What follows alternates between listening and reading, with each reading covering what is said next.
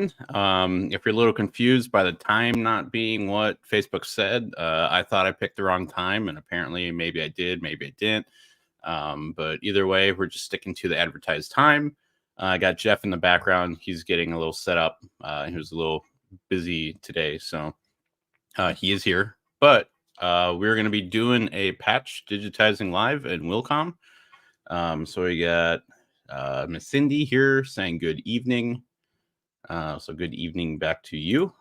And we'll just kind of give a little bit to catch up. So, and there we have Jeff. He's back. I made it. Yay. On time. Close we enough. Both made it. Isn't that happy? All right. Let's see. So I was a little worried I broke it because I was watching the thing on YouTube and it wasn't updating that, we're live. But I refreshed it about 17 times and it finally came live. So hopefully it's like an 8-second delay, if I remember right. Yeah, I mean, that would probably be about right. I mean, I can refresh about 25 times per second. So that sounds about right. But yeah, so we got a couple people trickling in, but. All right. Well, I will go ahead and I'm going to plug Cindy here for a minute. So Cindy King has entered Hoop Fest by Sewing Machines Plus. She made it was a lace dress. She used freestanding lace and sewed it onto a dress. And you can actually go to Hoop Fest if you Google Hoop Fest by Sewing Machines Plus. You can go there and you can look at all of the entries that people entered. And if you vote for Cindy King, much appreciated. That was my plug. Oh, there you go, right there. I will bring up my screen. I definitely think it's one of the cooler things that they do. They do that every year, and it's pretty neat to see all the entries. And I believe Cindy enters it every year, so it's a pretty cool thing that goes on there. And there it is, right there. And it's really easy. All you do is click vote. I already did it though, so I guess I did it again. I think you can vote like 2 times a day. Oh, now it says. Yeah, because if you tried to do it a 3rd time, it would give you a frumpy face. So. Oh. Okay. Well, there you go. Ta-da! It was that easy. Link in the description or the chat, whatever. It's actually both of them. Click the linky. All right, so we have Doug joining us. Let me. Yep, there you go. I don't remember where Doug lives. That's okay. He's joining us from somewhere on the internet. Probably Wisconsin, the best state. Is it? There you go. We've got Joey from Georgia. That rhymes. No, it doesn't. Maybe it does. It's been a long day. And all right, and we had Denny joining us. Had to go to the group to actually get the video. It wasn't updating on the event page. We've had issues with that. It was my fault too, probably. I was going to call it technical issues, but if you want to take the blame for it, I'm not going to argue. I'll let you take the blame. I'll 100% own it. This is what I get for trying to create a StreamYard event with no service in a building that's not supposed to have cell service, so I'll take the hit for that one. Well, I mean that would explain why you didn't have service, right? We got Letty here saying thought it was once a day. That's referring to the voting, which you can do at the link in the description or the chat, whatever. Los Angeles, okay, that's California, but slightly better weather. Ginger from Colorado. And then lady saying hi, guys. So hello to everyone. So what are we doing today? Just kidding. Well, I do believe that you were going to digitize a patch live, but you have to share your screen first. I know, but you're talking. Oh, okay. So this is a little weird. You're going to see me hold up the patch that I'm going to be digitizing. No, this isn't movie magic. This is the patch that I'm doing. One of my students asked me to remake it for them.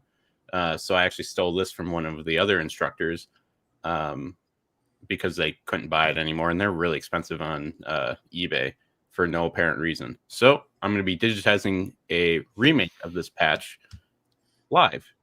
And I even got the thread here. We're not going to sew it out today. But in case you're wondering, how did I get the thread for this? I used embroiderynerd.io, which there is now a fancy new banner thing that I created here. Make sure I spelt it right. And I did. So you can go there. And if you want to sign up for the paid tiers and everything, which are really worth it in my opinion, you can use code NEEDLEBAR for 10% off for 3 months. There is some pretty cool stuff that's coming out in it. Not available yet, but I believe if you're in the Discord, you can look at the beta. Well, you have to be in the beta role, which if you're in the beta role in the Discord, you can see the beta. Sounds so like I guess that narrows down the scope a bit.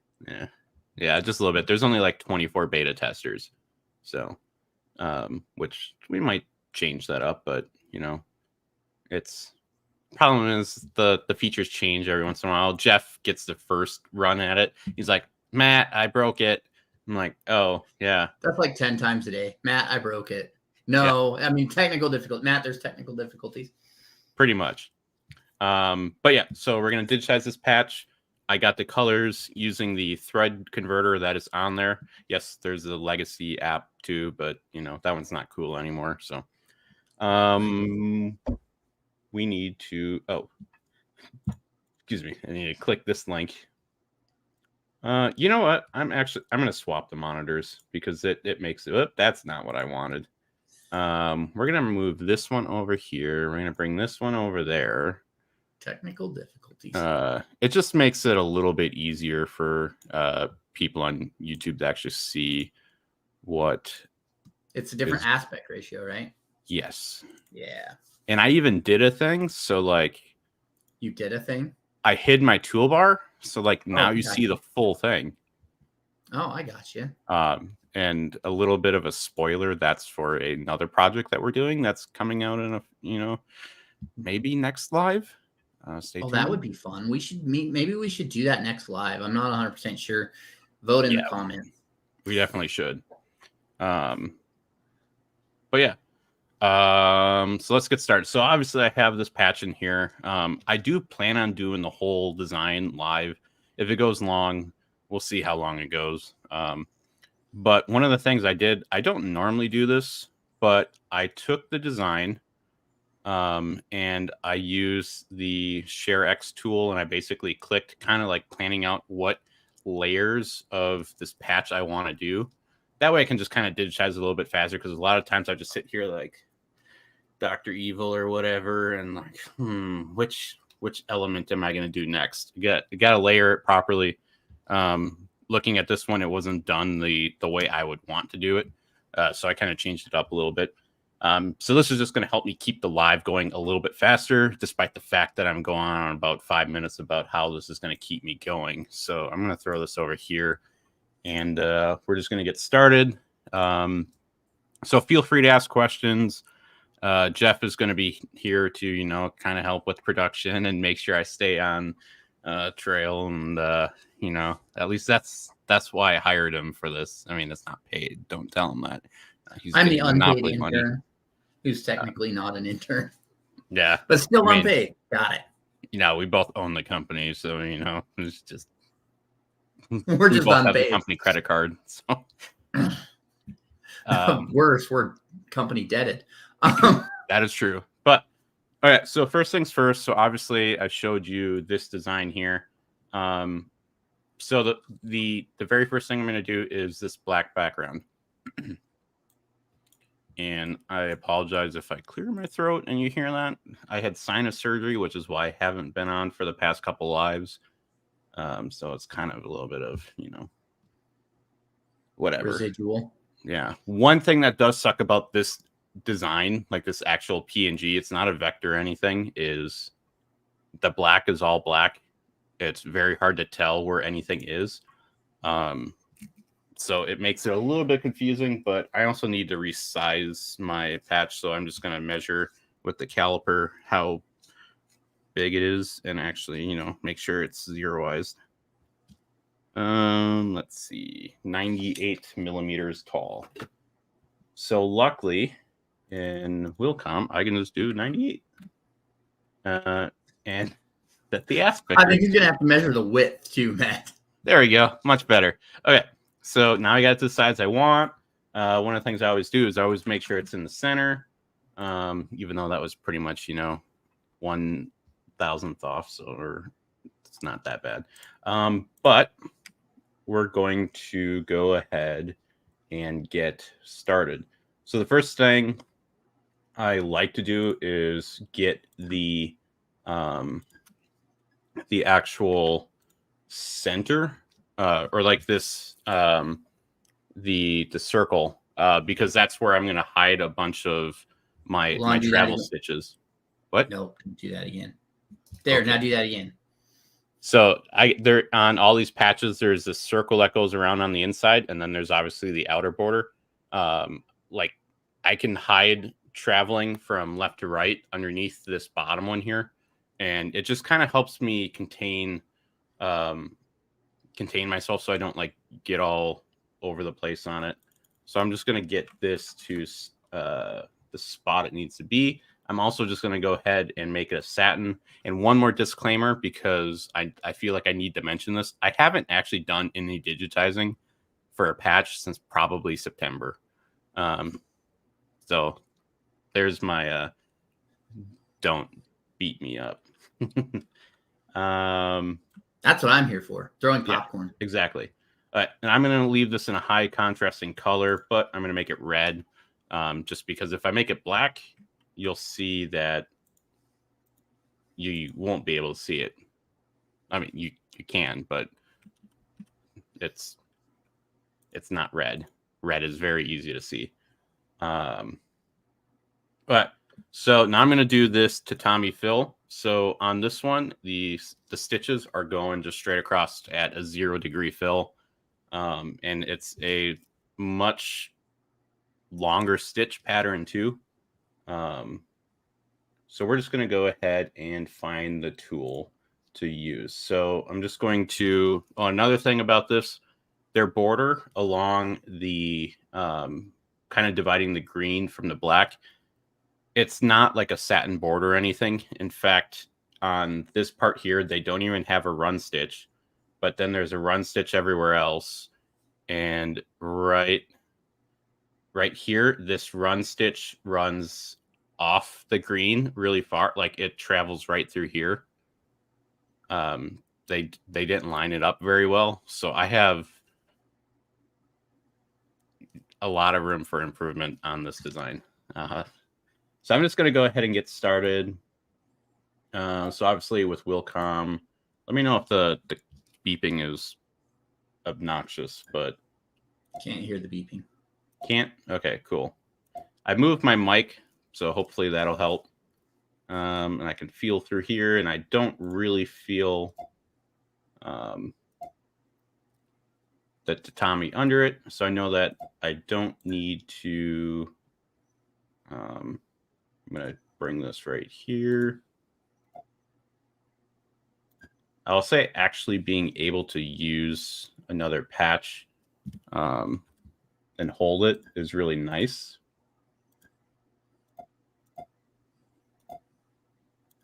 And I'm trying not to put the end of my actual edge underneath another edge and everything, because you're gonna keep building edges on top of edges on top of edges. I could have 3 edges and then a run stitch on it. It's gonna get a little bit more bulletproof there. And while it being a military patch, it doesn't need to be bulletproof, because realistically this is going on a patch board anyways, so it's not going to be in combat. Considering the squadron that this is for, they just lost all their jets because of Congress didn't want to pay anymore for the jet. So bonus points to anyone who can comment what jet this squadron flew. Okay, so I know that my tatami stitches are going to go just straight left and right.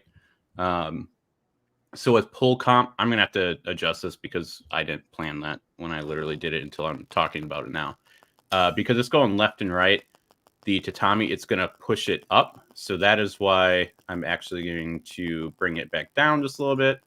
And I'm going to stay closer here. But you're going to see as I go back to the left, I'm getting further away from this edge of my satin. This one is obviously going to have to get moved because it's going to pull it in and then it's going to be exposed. So that is one thing. Joey guessed it was a blackbird. It is not a blackbird. It's a green dragon. Yeah, well, it's not. Ooh, that. Letty says she's going to guess stealth. It is definitely not stealth. Well, no, wait. Would it be a C-138? No. Oh. No, I don't know. I'm just randomly guessing numbers. You sunk my battleship. No, it is a much bigger aircraft. Bigger aircraft. So this one is going to push up. That one is going to pull that way. Bring that in. That one's going to push down. I guess another thing I could do is I could, change my stitch angle. Slightly. So you can see it. It's going left and right. I do have a fill that I normally use.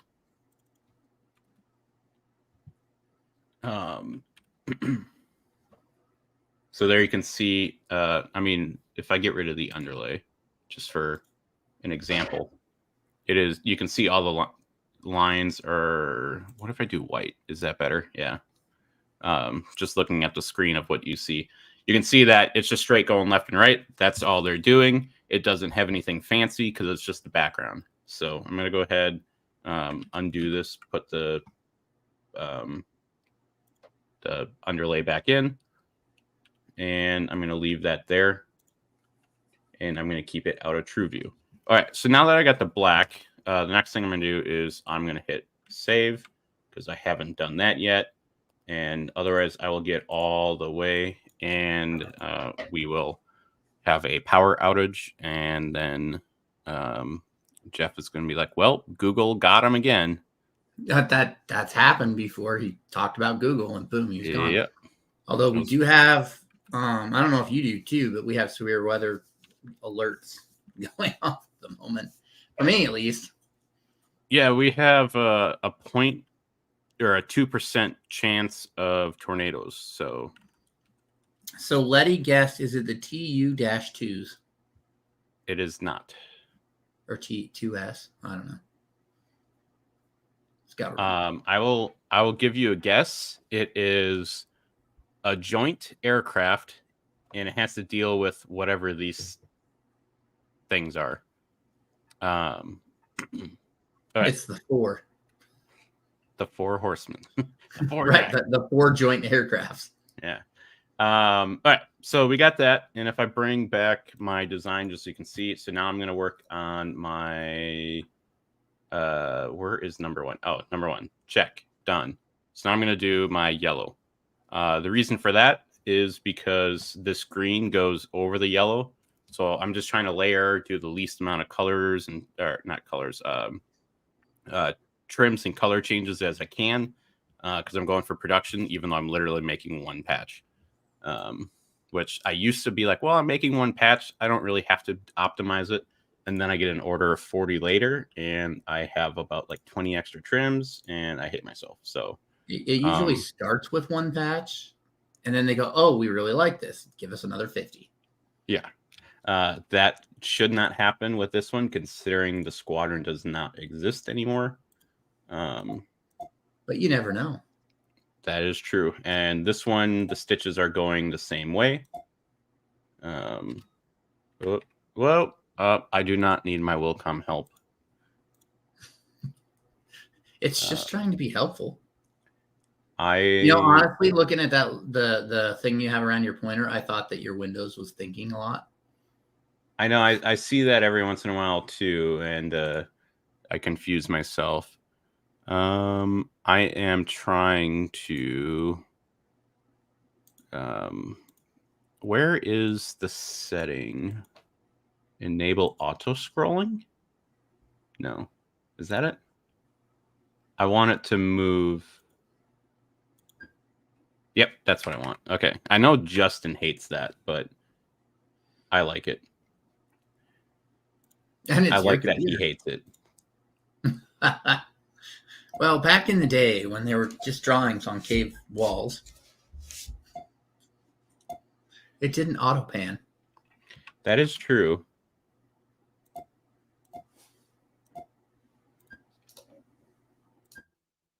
Okay, and so I'm going to bring this down here.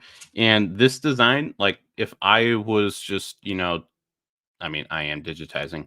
I'd be tempted to make this a satin. On this design, it's just a double run that is very poorly ran.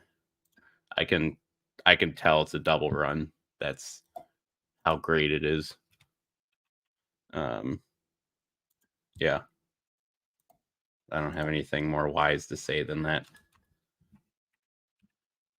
So this one will be yellow. And then I will do this one. And this is also a 0 degree fill. Okay. And then I'm going to run up. So if you're new to digitizing, I could just come up here and draw another object. And Jeff's like, oh, why didn't you use column C? And I'm like, I totally just forgot about it. And he's like, sure, Matt. That's literally how it's going. Oh, I used the wrong color anyways. That's Color quite the 5. conversation we're having. It is. So you could just do this, just keep doing random shapes all around. But if you're not paying attention, if your distance is far enough, it's going to do a trim. And if it's the same color and you can cover that distance anyways with another color, you're better off just doing a run stitch and having it not trim. So, and actually trims what are I'm, where the most of your problems are going to happen. yeah, whenever you trim, that's, yeah. Like on Facebook groups all the time, you see every time my needle starts, the thread comes out. So obviously you should fix that. But if you don't have to trim, you ignore the issue. You get around it. Or if you don't have a lock stitch, you're creating the issue. That is another thing too. There have been a few lives on that. One more thing I just thought of while I was doing this. So I did the neck. I'll put it in true view. I did the neck, this part of the mouth. Oh, mouth. We'll go with mouth. And then I did the run stitch. I changed the direction of the run stitch because I'm actually going to do this small part here, which is part of the nose or the eye or something. Reason for that is it's smaller than this piece right here. So if I do the neck, do this one, and then that, I'm not doing a tie off in here, and it's going to be less noticeable because I can hide it in here a little bit more. Or you could run it somewhere else and tie it off in the middle of a different object. I've done that before on a different patch, which I have like 50 of them laying around here, but I can't find a single one. And they're already sold, so that's bad because I got to redo them now. But yeah. So is it an E8? I do believe that is what it is. It is. Ooh, Joey got it. Well, he says E8s fly over his house daily. Oh, he is in Georgia. Yeah, it's from Robbins. Yeah, Robbins Air Force Base, Georgia. So that is correct. Yeah, because E3 is the AWACS, and no one likes the AWACS. All right, so we have that. I'm going to save it again. The next thing I have is I might as well do the stars, right? Because I got yellow. It's on the yellow needle. So let's do a star. So I could go into the basic shapes. I could find a star. I could put it in and do that, but that's not cool. It's not fun. So there's many different ways to do stars. If you're curious, there is a free star design that Justin did. It's in Discord, I believe. It's a really great star. I could bring up a design. I don't want to show everyone all my designs. You know what? That screwed up my screen. We'll just take the screen off. Because there's that one's a little creepy. This one right here. Okay, let me bring it back in. Oh, I completely canceled my screen sharing. You didn't accidentally completely close your software. I did not. No, I just did the worst. All right, just kidding. So this is the star that Justin has in Discord somewhere, I do believe. If not, we'll get him to put it back in there. We can bribe him to put it somewhere else that's might be available to the public shortly. Oh yeah, that is an even better idea. Oh yeah, that is also an even better idea. So it's a 5mm star, but it's not gonna be the way I'm going to do it. I'm gonna do because I have a larger star, or I don't know. I'm just rambling, but it's really nice. It's basically, it looks like a run stitch. It just comes out really clean. It doesn't have a thick tie in or tie off or anything like that, but it's really good. So these stars, see, these are a little bit bigger, so I'm not really worried about that. But what I am going to do is I'm going to use the column B tool, not the column C. B is what I meant before when I was pretending to be Jeff and making fun of me. Matt, why didn't you use the column B tool? I did. Why didn't you use the column A tool? Why would I use the column A? That's not even the right one. I mean, I don't know, but Control H, you can add stitch angles. Dun dun dun. But that's not fun. This is my shape here and my star. All done. Okay, cool. Next one. Just kidding. That's stupid. I'm stupid. I'm going to use the wreath tool. And I call it the carousel. I mean, this is why you're here. I like wreath better. It's shorter and it's easier to say. And there's my star. So another thing, whoop, that's not what I wanted. Another thing I can do is select these. I can group them together. And boy, are there a lot of trims in that. We're going to ungroup that. I'd fix that before I duplicate them. Yeah, well, too late. So I don't want it to tie in on the outside. I want it to tie in on the center. We're just going to go ahead and hide this background. And this is where we say circle takes the square, and then everybody that's in the audience can laugh because most of us, I really hope, would get that reference. I'm just ignoring you. I know. So here's what we got. It's there is only one tie in, one tie off, which is great. Makes me happy. I'm going to duplicate it, but before I duplicate it, you'll notice how there's a blue border around it. To me, it doesn't make sense. Why would I duplicate it and then put the border around? So I'm going to do it. I'm going to make the border at the same time. So I'm just going to try an offset. And I'm going to do a 0mm offset.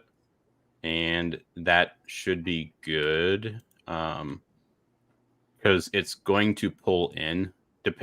I know what my machine will do at least. So I'm not too worried about it. I know the difference between my Happy and my Tajima. It'll stitch out a little different due to the pull compensation. So this will be perfect for what I need. So I'm going to click these. I have both of them selected. I'm going to duplicate and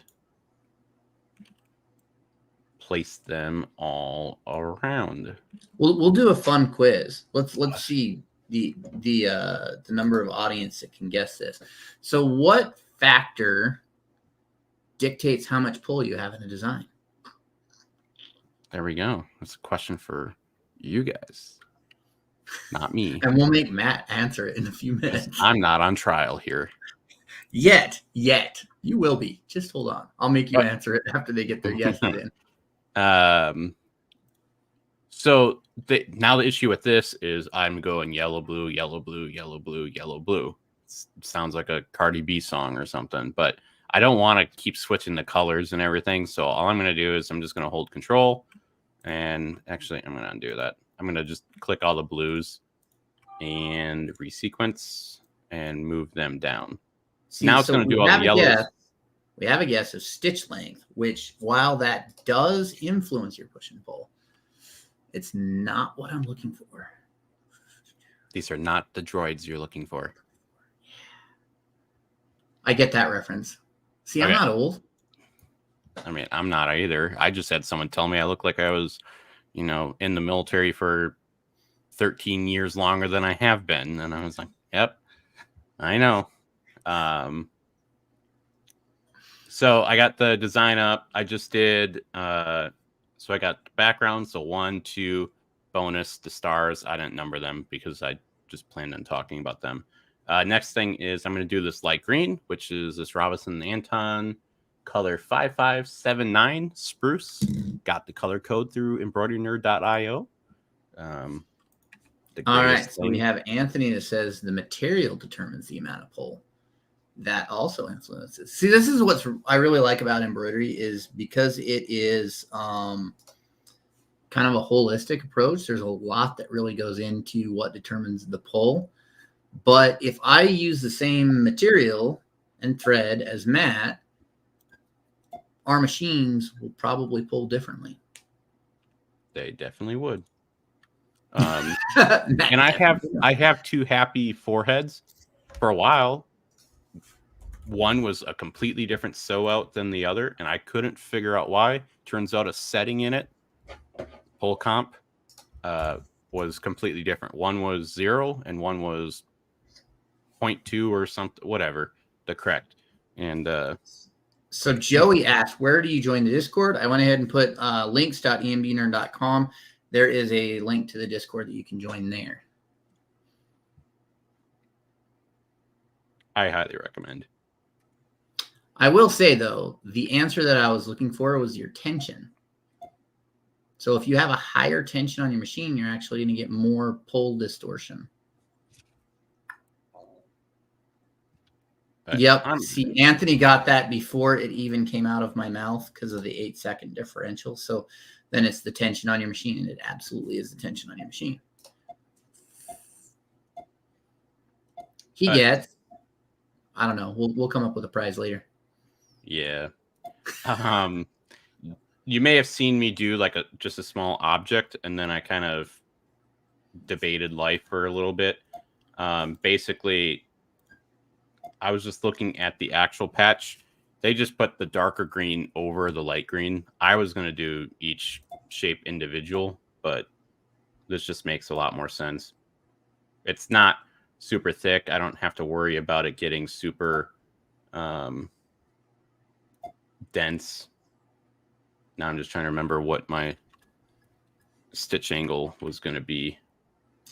And Jeff really hates when I don't just set my my presets right away. So that's why I don't. So now I'm going to save them as your default settings, so it just automatically goes to that.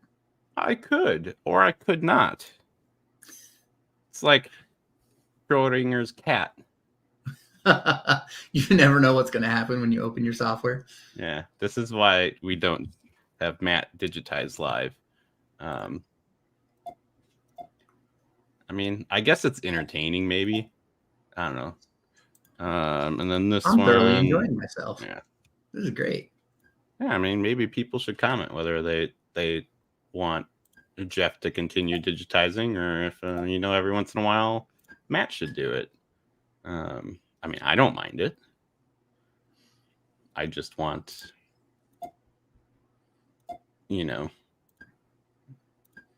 everyone to get the quality and content that they deserve. Well, Jeff definitely shouldn't do it then.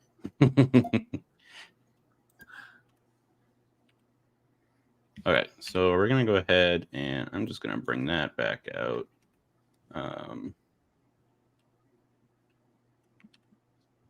Okay. Yeah, I guess on the screen it does look like my computer is just perpetually loading, but You might have to change the color of the circle.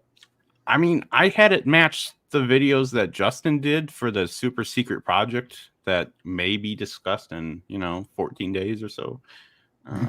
14. Ah. But you never know.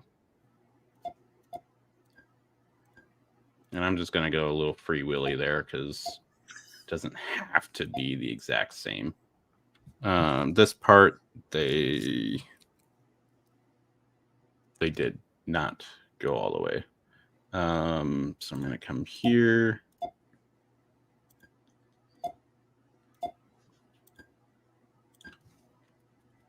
I mean, it does feel pretty good to be digitizing again after such a long pause, but ooh, I got LinkedIn notification. People with similar interests to me. If you didn't know, there is an Embroidery Nerd LinkedIn. It's very useful. Oh, so there is. Yeah, we registered it immediately so that way other malicious actors out there couldn't snatch it up and then tell us that we owe lots of money. Oh, I forgot about those little green ones. If I would have planned this out, I would have, not forgotten these little green ones. I mean, there is always that trademark thing. There is that too. I mean, maybe Jeff wants to talk about the trademark process and how that went for us. I'm sure people here have questions about that. Well, like Letty. Letty is typing right now. What is a trademark?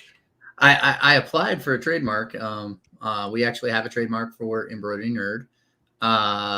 And I can honestly tell you, we applied for it. And then I pretty much forgot. I followed it for a while, but it's a really, really long process to get approved. And yeah, it's a really long process. You just have to watch out for all the communication from the U.S. Patent and Trademark Office, USPTO. And they sent me paperwork, and I did the adjustments that they asked for, and then forgot about it again, pretty much. And then we ended up getting it a few years back. It's a pretty long process, but yep, it's done. That's a good feeling that it's done. There are a lot of different classifications for trademarks. So just because you get a trademark in one area doesn't necessarily mean it covers the others, which is also an interesting side note of that. But it's a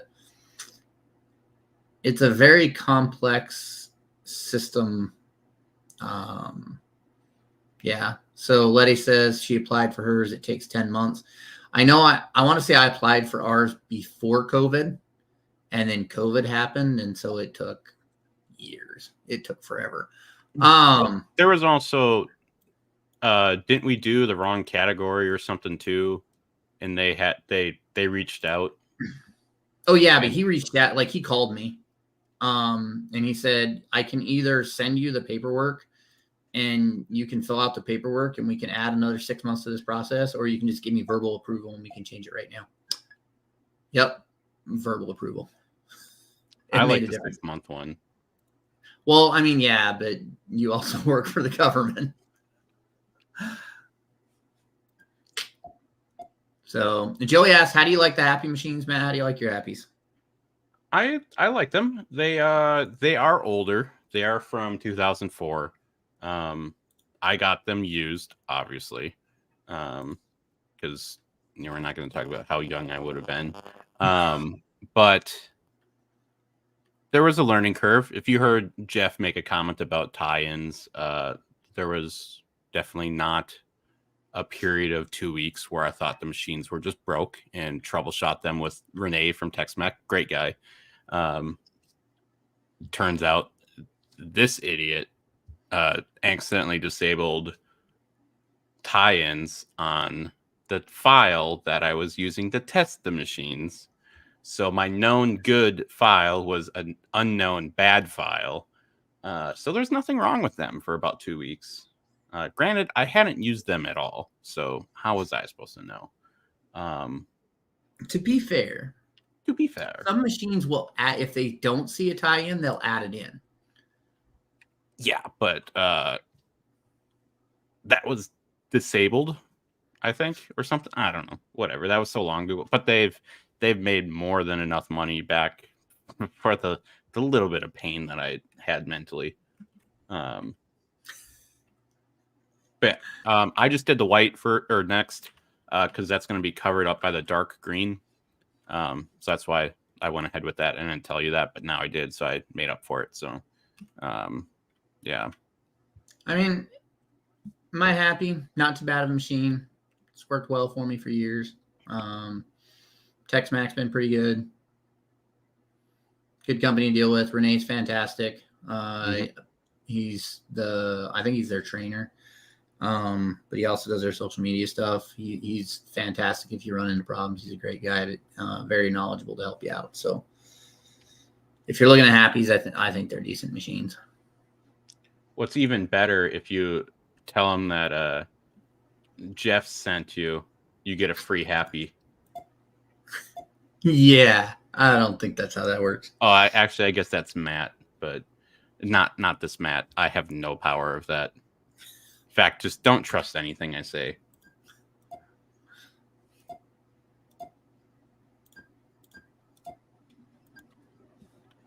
So I have a question for everyone. What has everyone been doing as far as designs lately? I'm a little curious. I'm sure I'm not the only one. What is this, Isocord? I mean, honestly, the majority of what I see, left chest logos. That sounds exhilarating. A lot of roofing companies. I cannot tell you how many roof lines I've digitized. Yeah, some creative stuff here and there, but mostly left chest logos. But it's never like a left chest. It usually comes in, I want a left chest, a hat, a jacket back, a swimming suit, like the full gamut of every material combination and size combination you can think of. No bras this past month? You know, for doing one and only one in my career. Well, actually, I take that back. I did two because I royally screwed up the first one and I had to go to Walmart and buy a replacement, which is also an interesting story. But aside from that, it wasn't that bad. It was more awkward. Yeah, especially since it wasn't for you. Well, that's true. So I'm gonna say his name right this time because I think I've been saying it wrong. It's Antoine, right, Matt? Did I pronounce that right? Possibly. I'm really bad with names. If not, I apologize. He does a lot of digitizing for Left Chest, and then Letty is doing racing suit sponsorships and Left Chest logos. I have done the racing suit sponsorship stuff before, and that's kind of fun. I very much prefer it when they do patches. Yeah, it's a lot cheaper and less stressful on material. Yeah.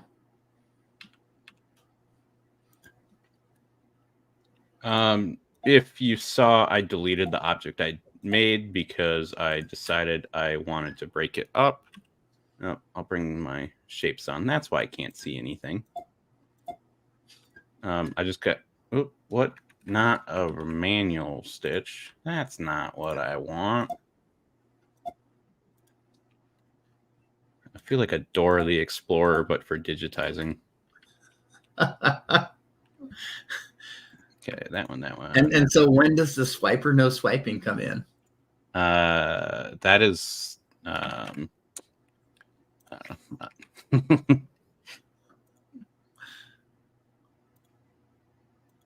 I was gonna make a piracy joke, but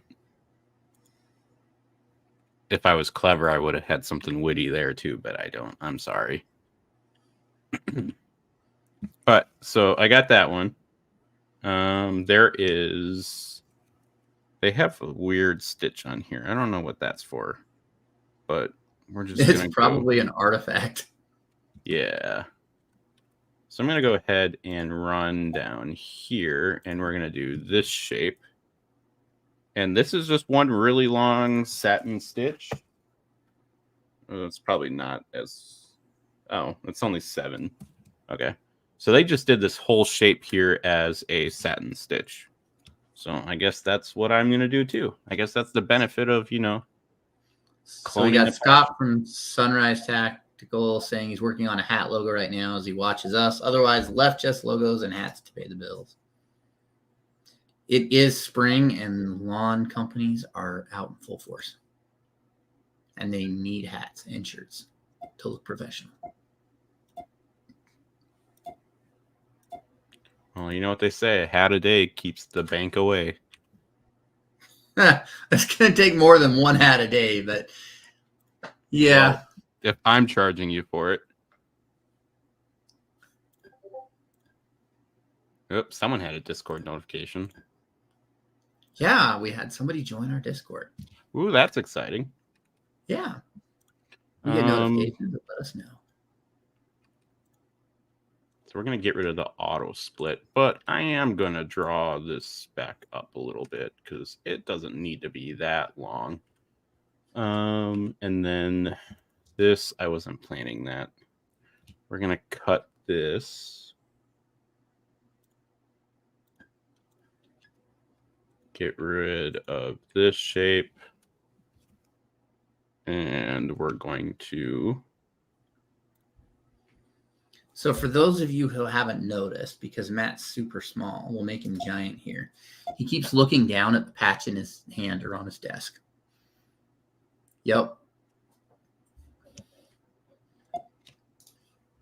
So you notice when he goes, and this is, he'll look down and he's looking at the patch in his hand. Just one of the benefits of actually having a patch, or I know with motorcycle club stuff I get, they hand me patches. And so I always am able to scan it in and look at it. So Antoine asks, we have a question. We'll go ahead and grab this one here. Oh, I clicked. Did you click on it too? I did not. Oh, okay. Question. Is there a specific situation as a digitizer you prefer to digitize in DG16 versus Wilcom?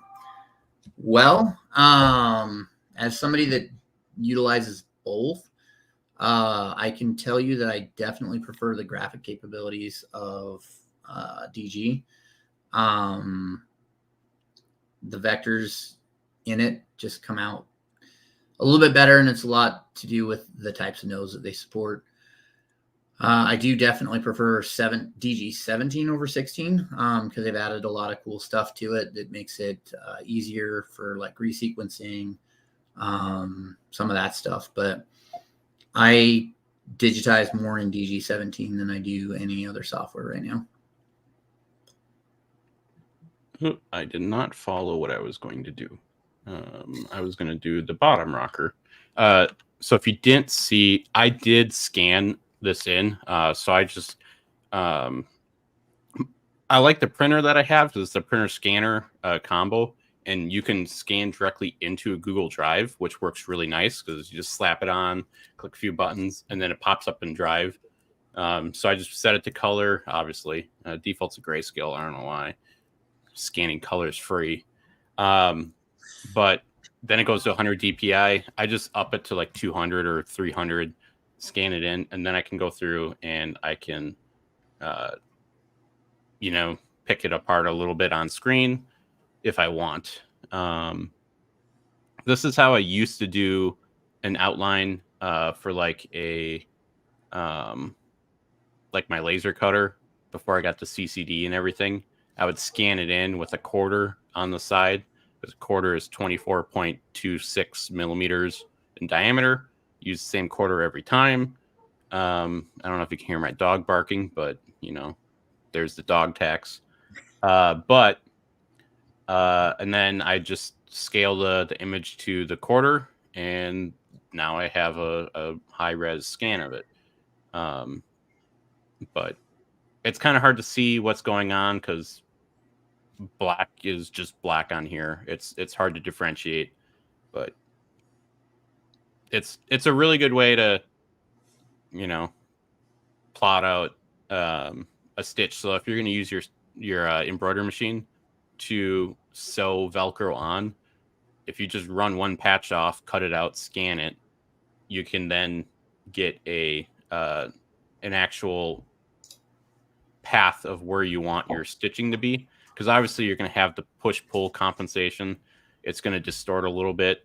So now this, I know that I could run it that way and be fine with it. But I don't do it that way anymore. I guess I never really did. But I know there's a couple people. I think Ramona sews Velcro on with her machine. I believe so. If not, then she doesn't.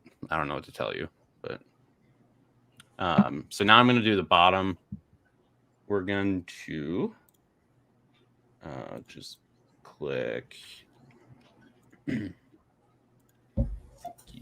me. And I'm not too worried about the shape of this because when I do the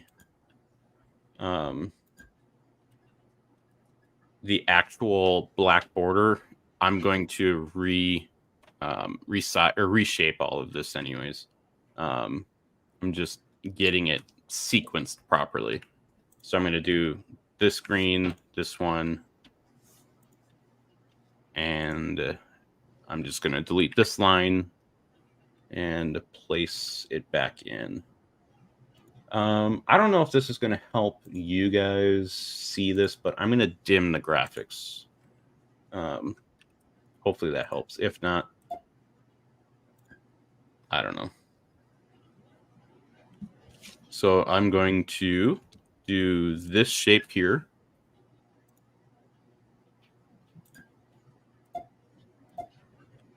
And that's kind of a bad angle. I'm going to start up here.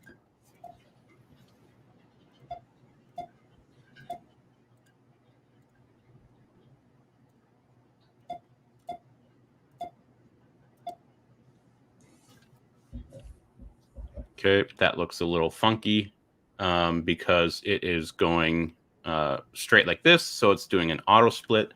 I don't need to correct the auto split. I'm just going to add new stitch angles. And that'll fix it. Okay. They had no underlay under this dark green. I can tell you that because it is. If I had to describe it, it looks like it's bleeding everywhere. So I don't know. Yeah. It's a heart patient, and it just, cut an artery. There is a really great video of a teddy bear going through surgery, and it's like for a kid, but they're like, okay, it's not a horror video. No, it's not, but it's like, oh, Teddy is having a heart transplant, and they pull out like gumdrops or whatever, and see, oh, his little ticker isn't working right. Let's give him a new ticker, and it's like a sucker or something, and then they start pulling out like toys and whatever, and it's a little weird, but it's for kids. If Jeff reminds me, I'll share a link of it in our Discord. People who didn't watch the live are going to be like, okay, what did I just watch? It's not weird like that, but I mean, it is weird, but I think I was going to run all the way back to the head.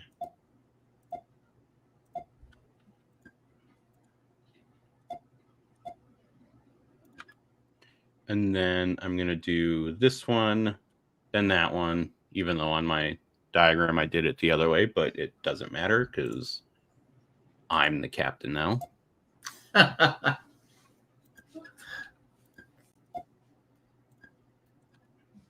Okay, so that one, I am just going to move this to there, move that one up there.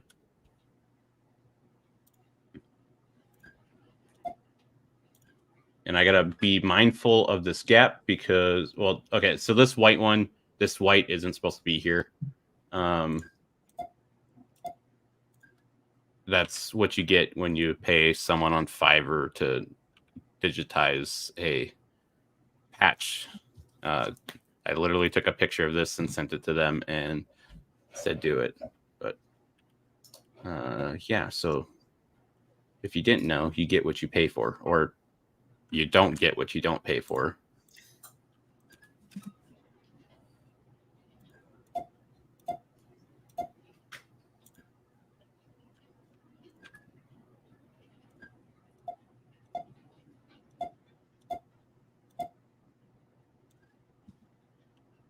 I'm like lost in the conversation, in the content. So Dennis says, Antoine, that was the exact question I was typing as you asked it. Has DG 16, but I always wondered. If you've been looking at the DG videos, I really like the way that DG converts from one object type to another object type. And that's probably one of the most used things that I have. And then Antoine is talking about the interesting features that it has. And that's, I know a lot of the contextual menu stuff is really what makes it a lot easier for me to use.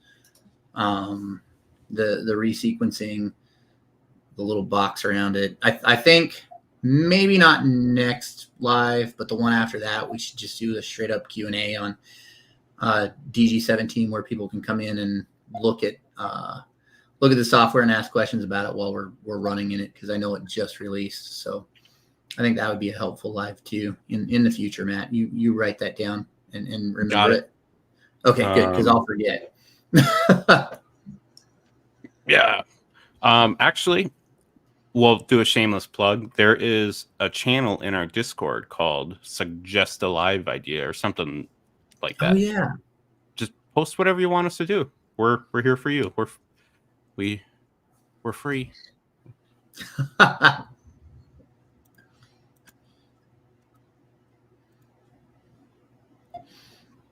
Okay, so now I'm finishing off the neck. I'm going just a little bit outside the line here. Sue me. I don't know what to say. Yeah, can't tell. That's what it says on the patch right there. Little underlay hidden text. Yeah. I don't know what they're doing here. Oh, they just have it split really weird. Okay. We'll do that too.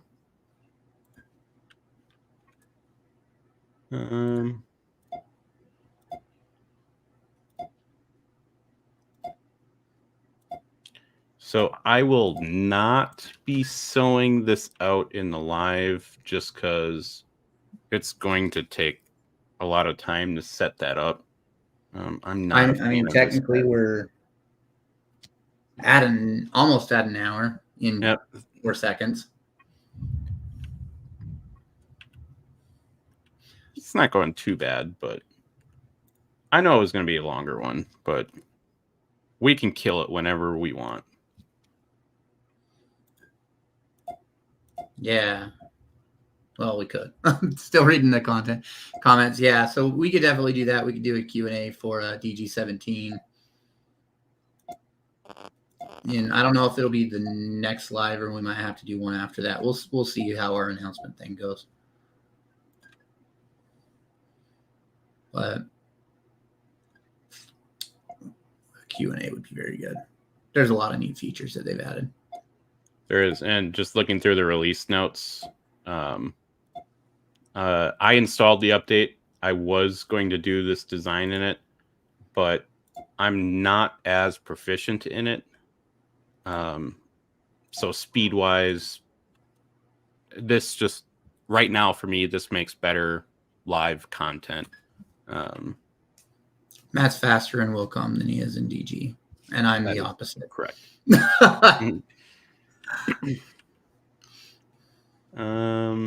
that'll be fine. I'll actually leave that in because it'll kind of split it up once I do the run stitch.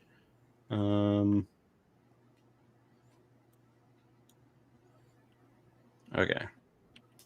Again, I'm not a fan of the head here, but I can do that in post-production. So, but I will grab this, duplicate, flip, and absolute value it. And once again, I will do, I always adjust these rockers after the fact once I have the border done and everything, because it just makes it a little bit easier. I just like having it in for sequencing, so I don't have to come back in and try to insert it later, which is really easy anyways. But also when I look at it now, if I zoom out, it looks like it's a lot further along, and I feel better about myself. Obviously, as everyone knows, if you're doing anything live or with an audience or you're recording a video, it takes twice as long, which is what's going on here. And I also, like I said, I haven't really digitized since September. I did a wing for a name patch and I think an Intel badge or something like that. I updated it, made it better. That was it. So Optimized it. It's been a hiatus for me. But save that. But that's because you've been working on embroidery.io. Yeah, it's almost like we have a banner for that even. Oh. And if you don't know, Needle Bar gives you 10% off for 3 months. Highly worth it. And it's not just because I made it with Jeff and, whatever. But I will say this. Don't think just going into it that it's paid, because there's a lot that you can do in there for free. The whole purpose was to replace the old threadconverter.com or threadcharts.com and keep all of those features for free lifetime, because it doesn't feel right to make something that was free paid behind a paywall and everything. But there's production features those are paid. But that's, to offset the amount of time that it took to program. Because if you look at my GitHub, you can see all of the days that I coded. And then if you look at Jeff's, you can see his days too. If you look at the GitHub submission. Actually, I don't think you even have it on yours. Oh, no, yours does. They all do. Never mind. But so I'm going to grab a couple comments here. So Doug asked, what backing stabilizer do you use for patches, Matt? So the stabilizer is going to be Gunold 2085 2085. I use black because my borders are 90% of the time or 100% of the time pretty much black. So it works great.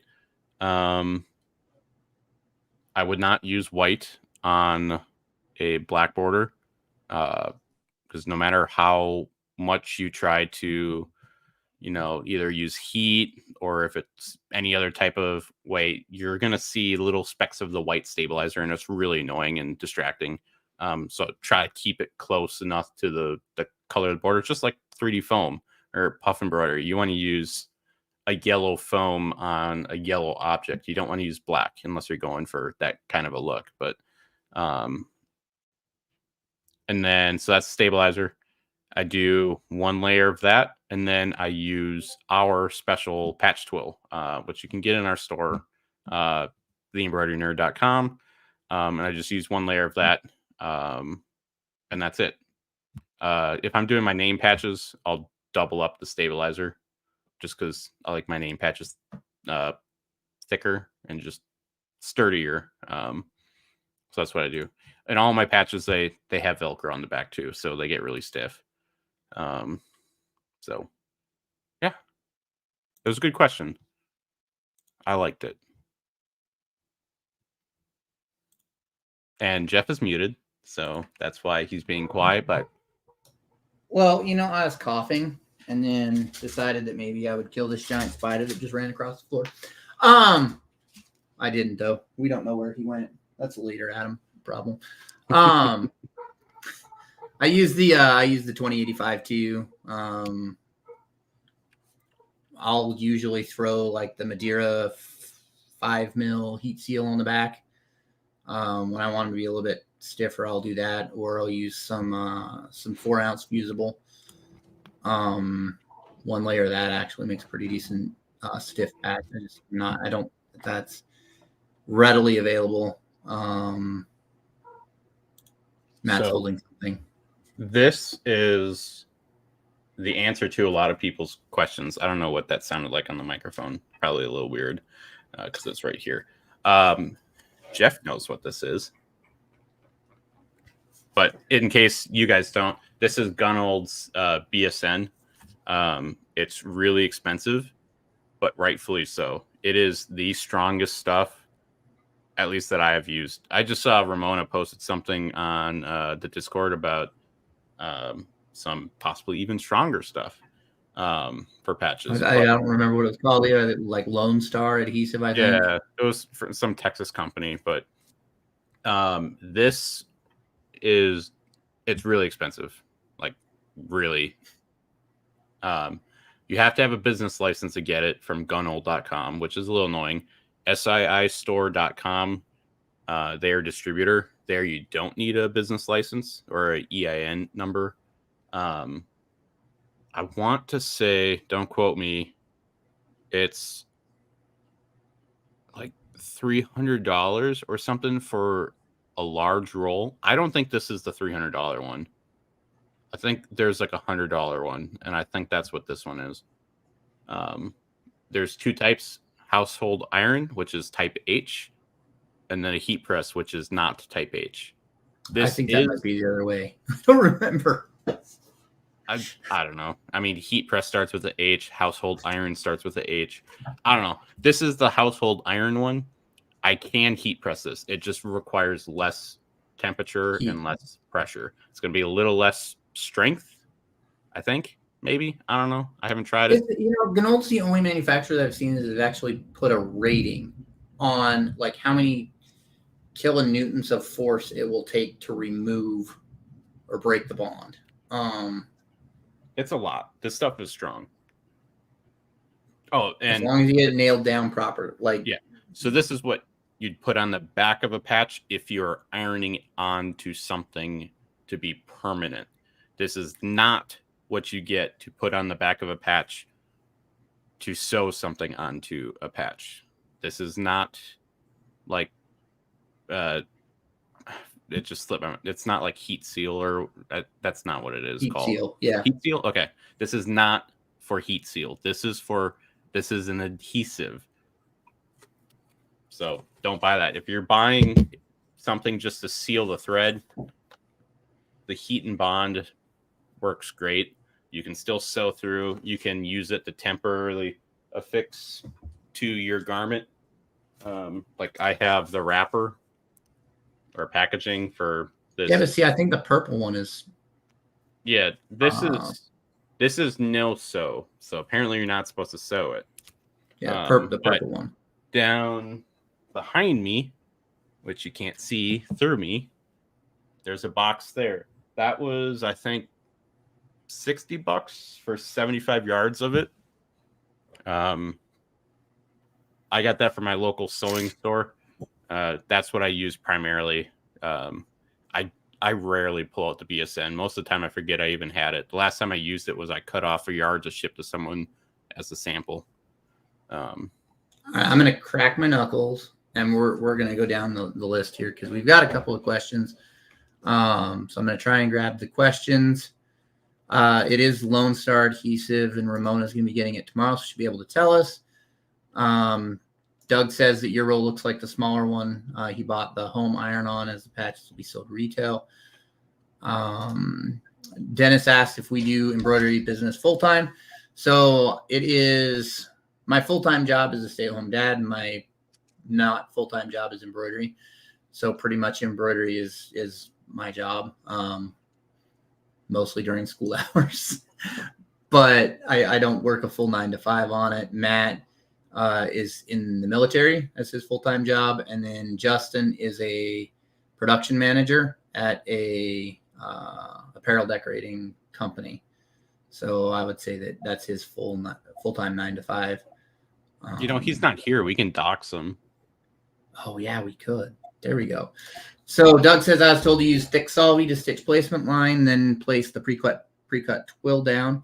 So that method is going to be it is a method. It's to get a clean edge. So you're just going to be watering out the edge of that so that you don't have any stabilizer left over.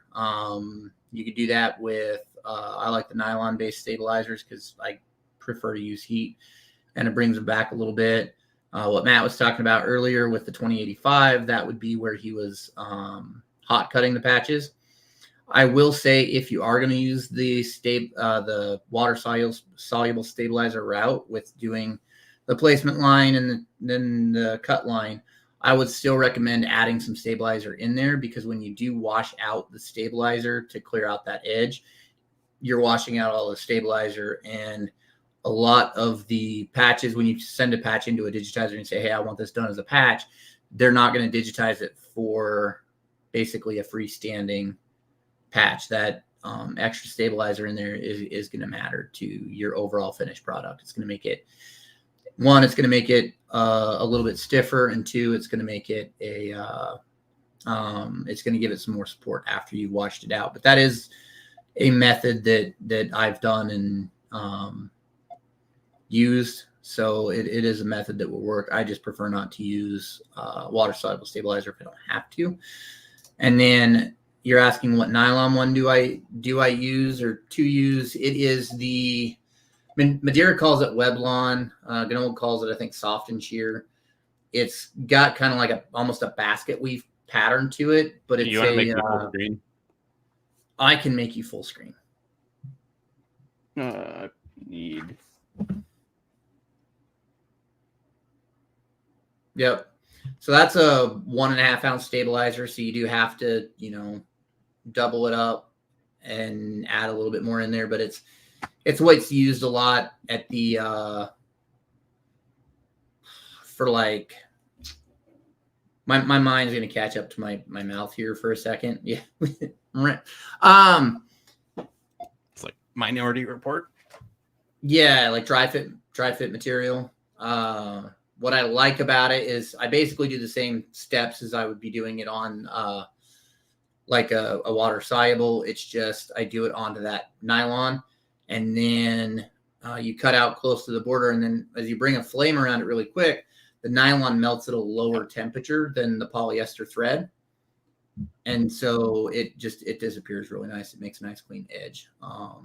But the water soluble method is a viable method that people do. And in some instances, you can run an entire hoop of like 2085 and twill, and you just put a run stitch cut line on there, and then you take it out and you trim the patches into the circles that they are, and then you applique them down and just put the border on the water soluble. And so the patch itself isn't sewn on the water soluble, just the nylon or just the border is, and that's a method that I use more.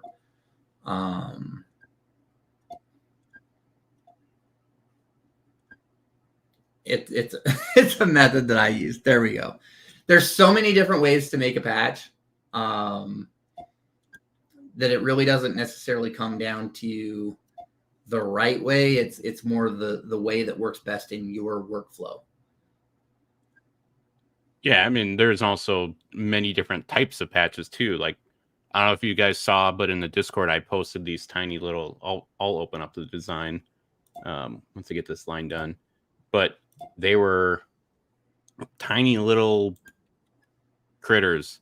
Yep, and then I do the heat and seal as the final step, Doug.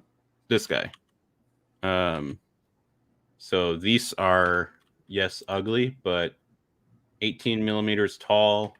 In Freedom units, that is 3/4 of an inch tall. This was very low work for me because I already had it digitized. I was just running them again, but I used, I think it's Q103. It's a wash away stabilizer.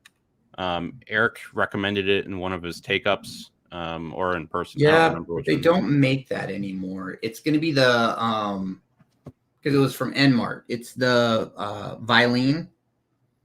So it's basically water soluble that has more of a fabric type appearance to it. It's a little bit more woven. Vilene is a trade name. Can't remember what Ganold calls it, but Habendash calls it Violin. I don't know, but this roll here, brand new, unopened. I'm starting the bidding at $300. But yeah, I basically I did 2 layers of that in my hoop, ran these guys on it, and then once I was done, I just used a little bit of hot water, just splashed them around in there. All the stabilizer disappeared. I dried them off between 2 layers of paper towel. I hit it with my heat gun just a little bit, just to kind of, make it dry enough. And then I laid out a strip of that heat and bond, and I just laid them on, and then I hit it with the iron. And then once that was done, I just picked off the edges real quick. And then I sold these for $45 or $50. Yeah. So Jeff is muted again. So just you're not supposed to tell people. Yeah. So Doug says these are motorcycle type rocker panels for a rock band. So I would probably sew them on 2085 and then applique the border on. That way you've got that extra stabilizer in there that gives it a little extra stiffness to it. And then there's a fiber in it from what Eric said, and that's the Violin is there too, which is also it's a fibrous, water soluble, as opposed to like people think Badge Master from Madeira, which is it's a really thick film, almost like the topping that you use. But I prefer to use the fibrous, and Ganold makes it, Madeira carries it, makes it, Habendash. I think right now everybody has a version of it. So I would recommend that as opposed to just a thick film, because the problem with the thicker films, because it is a film, you can perforate it out completely, where with this fibrous stuff you don't necessarily do that. Ramona says, I'm working on building patches to be laser cut. Matt, do you have any templates that you use to unify the size and shapes, which means you can use the same cut file for that same patch template? So I pretty much all of my patches, I try to get them to the same just size. So if it's a circle shape, I just do my best to convince my customers to go to 88 millimeters. And that's because then I have in the garage a stack of Velcro blanks that I just run through the laser super quick. I can cut a couple hundred in about an hour, and then I just have a stash of Velcro, and it just makes it easier. That was also when I had my desktop laser, where I didn't have the fancy computer vision and all that. It's definitely much nicer to have just a standard shape. The rockers that I'm doing on this one, I don't like doing them. I think the patches are definitely more interesting, but they definitely make it more labor intensive. There's a lot more that can go wrong. I lost the train of thought, but when you're done with your top, I'll train of thought. I'll grab the question. Ramona, so I don't have templates necessarily that I use. It's more borders. So I have a set of patch borders, like one at 3-inch, one at 4-inch. My rectangles, I kind of keep the same rectangles all the time. And I just save the files with the borders in them. And then when I need to make a patch design, I can just pull that border in, and I can do the design inside the border, and then it's going to work for my pre-cut stuff. Or if I want to cut it on the laser, I've already got that stuff pre-sized. I can just slide it in there and rock and roll. And then Doug asks, what's a good tutorial? So for patches, a good tutorial on the sewing it out and then appliquing the border on after. I want to say that Love's Branding, I think, is what the YouTube channel is. Tyler Love. He does some videos where he does that specifically where he sews them out completely and cuts them out and appliques the border on. I'm trying to think of some of the other ones that I've seen, but that's the one that's sticking out in my mind at the moment. But it's pretty much just an applique onto a material. It's not overly complicated. It's a pretty simple process. But that's the one that I can that comes off at the top of my head. So Ramona says, I've done that for my patch before for my patch clients, basic name patches, officer patches, etc. I'd like to do that with a standard round square. Yep. So a lot of mine, like if you look at name patches on uniforms, they're like 2 inches by 4 inches. For like the mechanic style patch, military is a 1 by 6 usually. And then I want to say that the rocker, like most of the military patches are all the same kind of standard size. So your rockers are all the same size. Your circles are either like a 3 or a 3.5 inch circle, if I remember right. Yeah. The biggest difference between all of these rockers is, here, I'll just bring this picture in. It's basically how wide the actual rocker, or the I don't know what to call it, the arc, whatever. Like some of them, they'll only come out this way. It's going to depend on the words. So if it's just like, I don't know, if it just said fly on the top, it might not be as big, which is going to look weird in my opinion.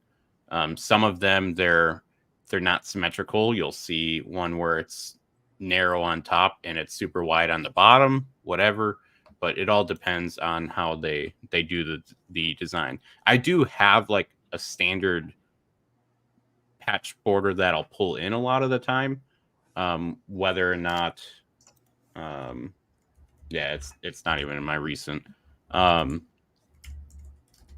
Like I try to use the same one just because then I don't have to do this this border here, because I spend a lot of time trying to make sure it's symmetrical and everything. So I got to process, but let's see. I just want to bring up a thingy-majigger. Okay, never mind. Yeah, we're just gonna keep going. Okay. We'll bring that back up. I don't remember what view it was. Jeff can fix it. Yeah, this is a longer live, so if you guys are enjoying it, please give it a like or a subscribe, the bell thingy, whatever, share it. I'm having fun. I haven't digitized for a while. I'll probably share this video with the they were a student. They're, done graduated, so then they can watch and see how much work goes into this. I do feel bad because they ordered and paid for the patch probably back in September. That's just how occupied I have been. There's a lot going on in the Enderly life right now.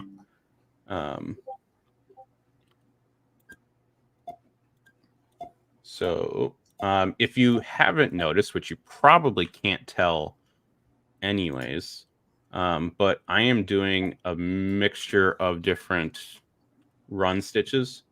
So like the one I just did, this is currently a single run. The only way you can actually tell is if you can actually read what's on the right side here. Every once in a while, you'll see that there's a triple run. That's just to make the lines thicker. It's so that I don't have to use satin stitches.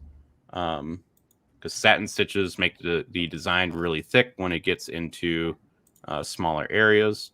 And we don't like that. I can get away with a 0.4 millimeter satin stitch, but there's no underlay. And my machines do add pull comp anyways. They add like a 0.2. So it ends up being like a 0.6 anyways, probably like a 0.5 with the actual pull. Would it not be a 0.8 because it adds 0.2 to each side? Well, I guess if it is 0.2 to both sides, I figured it was right down the middle. I don't know. I never measured it. Maybe that we'll do a live and we'll run the same design on my Tajimas, both my Happies, Jeff's ZSK, and his Happy, and we'll compare it. I don't know if We'll you guys measure want us to do that. I mean, it seems kind of like a cheesy live, but it's science. But yeah, so I'm using a mixture of different run stitches. So like this is a triple run going around the teeth. That's just a single run because it doesn't need to be really thick. I don't want to lose the actual looks. All of these ribs going across, those are all it's a single run, but it's running across and then back, so it's a double, I guess. And basically what I did is I ran up, over, back, up, over, back, up, over, back, all the way up. And then once I got here, I ended it. And then I ran all the way down to get a second run. And then I just duplicated that and flipped it around so that I'm going back the other way. So this is a triple run. It's going to make it a lot thicker. And I want more dimension there because you got to remember this light gray or gray, whatever, is actually black, and it's black tatami stitches. So if I just do a black run stitch here, it's going to get lost. So that's specifically why I did it that way. So now I can pick it back up here, and I'm not really following what this whatever digitizer did, because like they have a line running through. I don't know what I just did. They have a line running through here. The real patch doesn't have that. So I'm following more so what the real patch has. And as I'm not up on screen, but I have the patch that I'm physically looking at. So it's not just me doing weird things. I don't know. I'm just going to get going. Let's see. And the one thing you got to be careful of too is you don't want to do super tiny stitches because then you're going to get bulletproof again, and that's no bueno. Not no baño. Not the bathroom. You guys can't see. Jeff is cracking up in the background. He's not, but yeah. I just like to think that I said something funny. I don't know.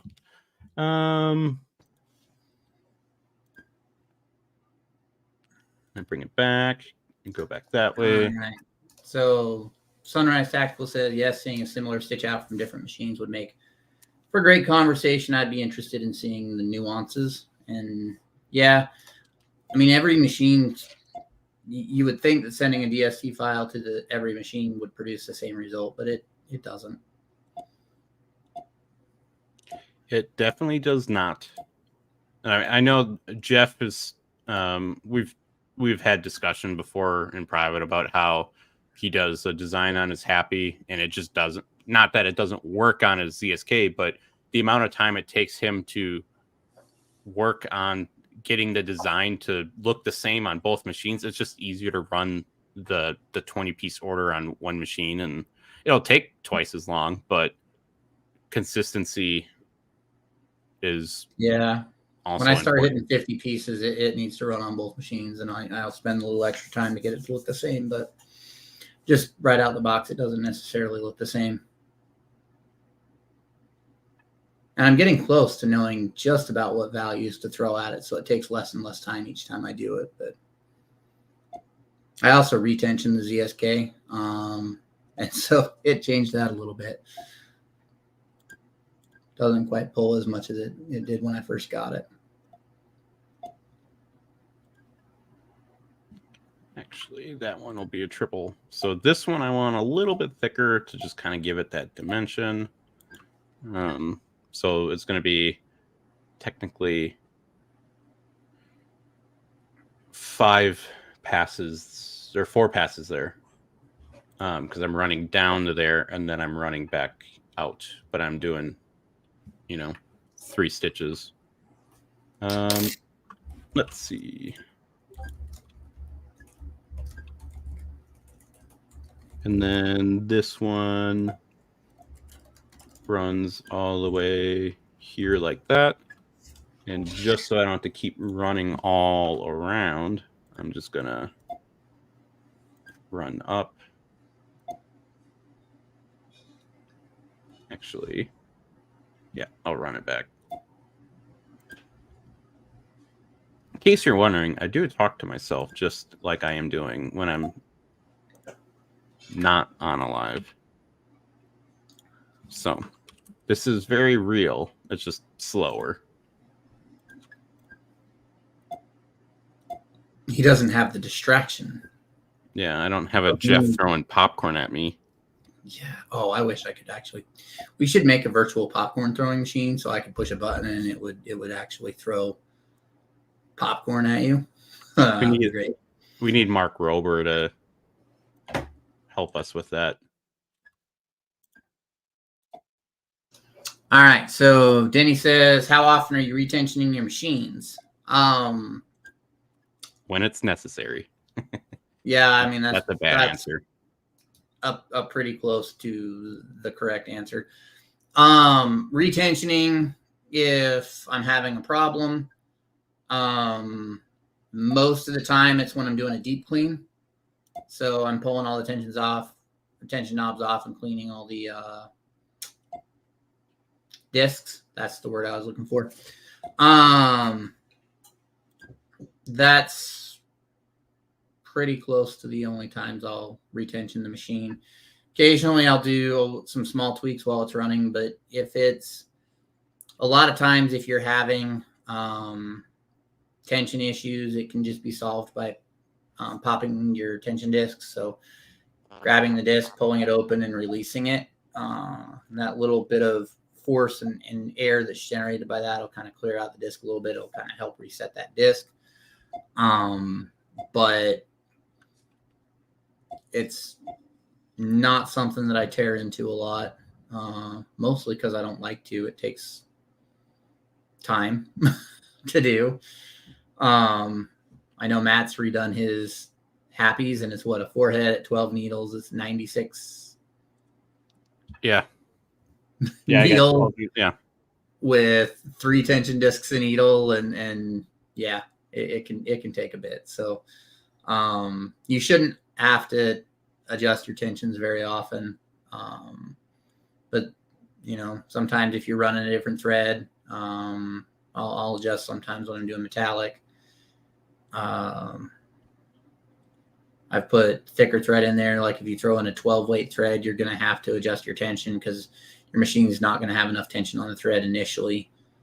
So those are the times that I will mess with it, but I don't dig into it very often because it takes a while. But if it's adjusted right from the get-go, it won't be that bad.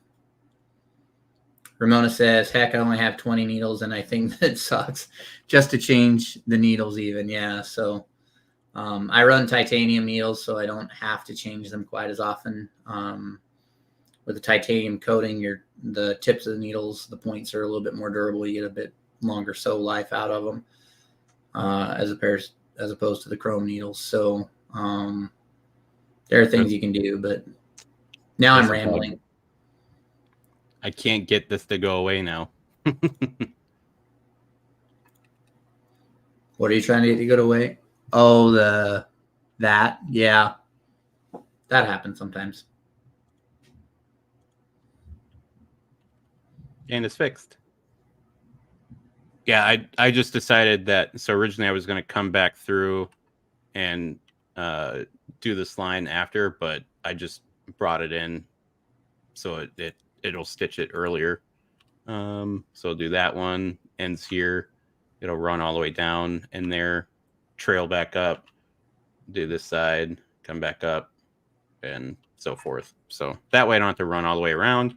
Now what I can do is seizure warning, I guess. We'll make this. We got the strobe going on. Yeah. Dim that. So now that I ended here, I can just work on these.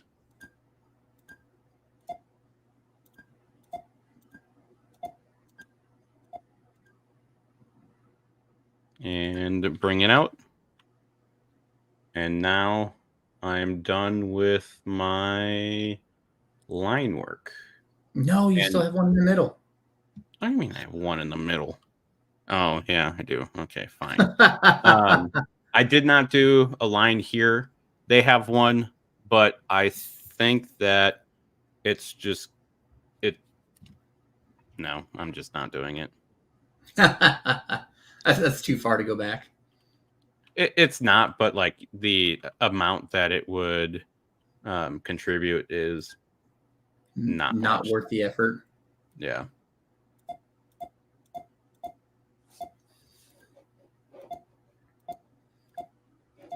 Ramona says, I don't have the same production hours you do, so I'm running standard stainless, but when I run patches with the Velcro, I'll use a spray, and you use a spray adhesive, I'll use the Teflon coated needles, and I do have those too, but when I sew Velcro, and I don't typically do it with my embroidery machine, so I have the Teflon coated for my Juki, and that's what I run on my Juki for pretty much everything. Juki. It's a good little machine. The auto trim. It is so amazing. All right, so this is the worst part. Short of the fact that this, I shouldn't show you this. I'm going to. Oh, you just did it. The text.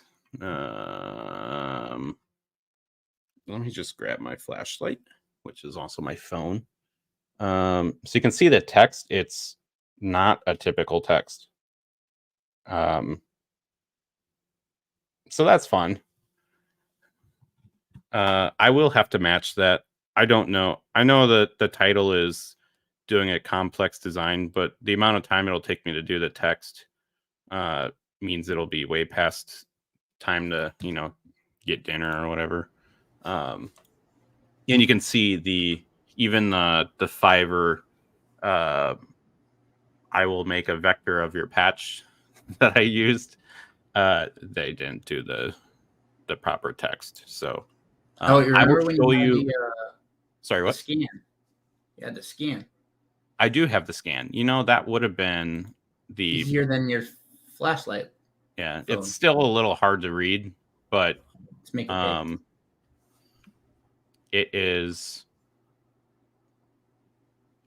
okay. It's closer. I can see why they did that, but it's still. I will do it with a stock text to demonstrate it because most of the time I use stock text anyways. But I am going to go through, and I don't want to, but I really don't want to.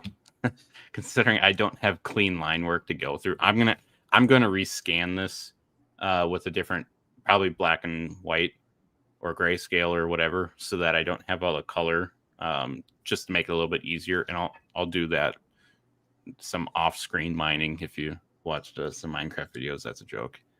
Ramona says, adjust your contrast with your scan image. It'll allow you to see the text edges better.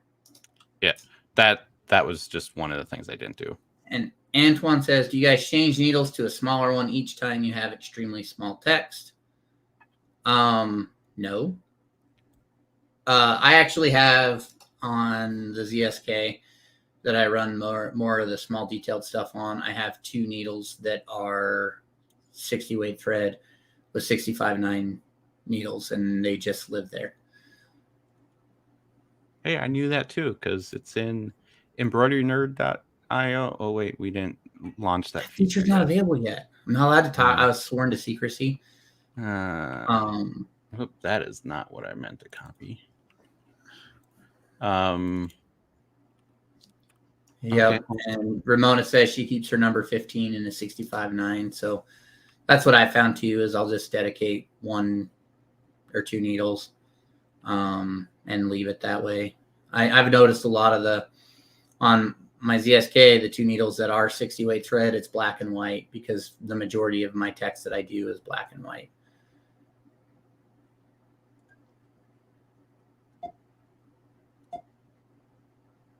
Or I guess I should say black or white, right?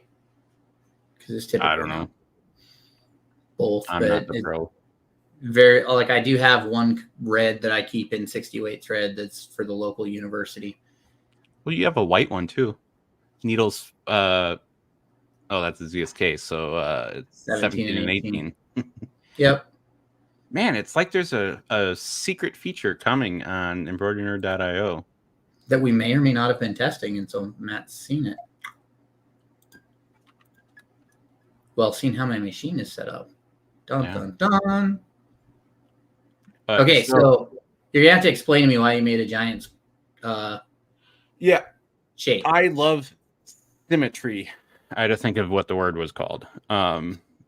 Because that would make me a meme otherwise if I said the wrong word. What I'm doing is basically I'm piecing things together, and I'm going to be flipping things. I'm going to be rotating them. I'm going to be welding them and cutting them and everything. And that's what I'm doing. I'm trying to build the perfect rockers. No one else has better rockers than me. Best rockers. So I have basically, I'm going to do it in quarters or halves, I guess, whatever.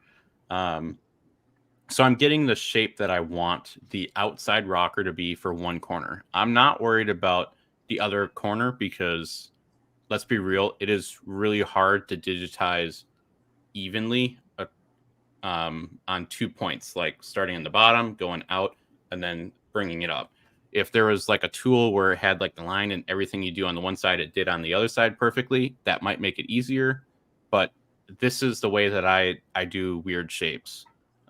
So I basically did 1/4, but one thing you have to know is you have to go beyond the half. So I have this line right here, and you can see it goes way beyond. I over exaggerated it. It's going to cause a little peak, but that's really easy to correct, and I'll show you what I mean. So I have it selected. I'm going to duplicate, so Control D. Down here, you can see there's another one. I am going to make it white so that you can see a little bit easier. I'm going to mirror it horizontally. And because the very first thing I did when I started the design is I centered my artwork at 0, 0. Now I basically just absolute value it or multiply it by, or -1, moves it to the other side. And now my points are at the exact same spot. So if I do this right here, I can see it's -1.547. And if I do that over here, it's going to be slightly off because I'm eyeballing this. But yeah, it's pretty dang close. The error was my human error for doing those lines there. This actually wasn't even that bad, but it's still going to do what I'm going to show you. So if I select both this black and the white shape, they shouldn't have to be the same color. But what I'm going to do is I'm going to click this weld, and now I have one shape. So now I have my top rocker, and if I put it to the very beginning of the design, you can see it's kind of my outer border. If I make it black, it's still not right. This is not how I do it, but this is my process. And I'm slowly thinking through because I'm starting to lose my train of thought. So now that I have, because it's a tatami object, I can manipulate it. If it was a satin border or just a line, it's a lot harder. The way I used to do it is I would just do a run stitch around, and it's hard to keep it straight. Unless if you use something like Corel Draw, which is built into Wilcom, you can do a lot more artwork tools or stuff like Pulse and Floriani. They also have the same capability as well. But it's just easier, in my opinion, to work with a solid object, because now what I can do is I can just make it an outline, and then I can just knife it. So like I have my inner border here, which I am going to change the. Oh, I didn't realize I was still in freedom units. 1.5. So hopefully I'll have to go through and check my pull comp and everything. I didn't realize I didn't change that before. But now basically what I'm going to do is I'm just going to knife this, and I'm going to go just beyond half of this inner circle and run over here and do that again. And then I can get rid of this shape. So now I have my actual rocker border doodad. I'm going to make it a satin, and you're going to see when I click this, it's going to offset it, which in Wilcom, I don't think Hatch has this. I don't think you can offset in Hatch, but here I can offset it. I think you can, but you can't do it by an absolute value. It's a narrow, medium, wide type thing. That's right. Yes.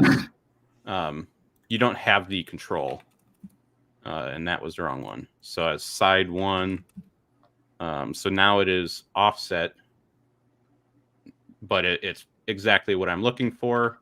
I'm going to try a 2.5, and that is my border. I'm leaving it white for a demonstration.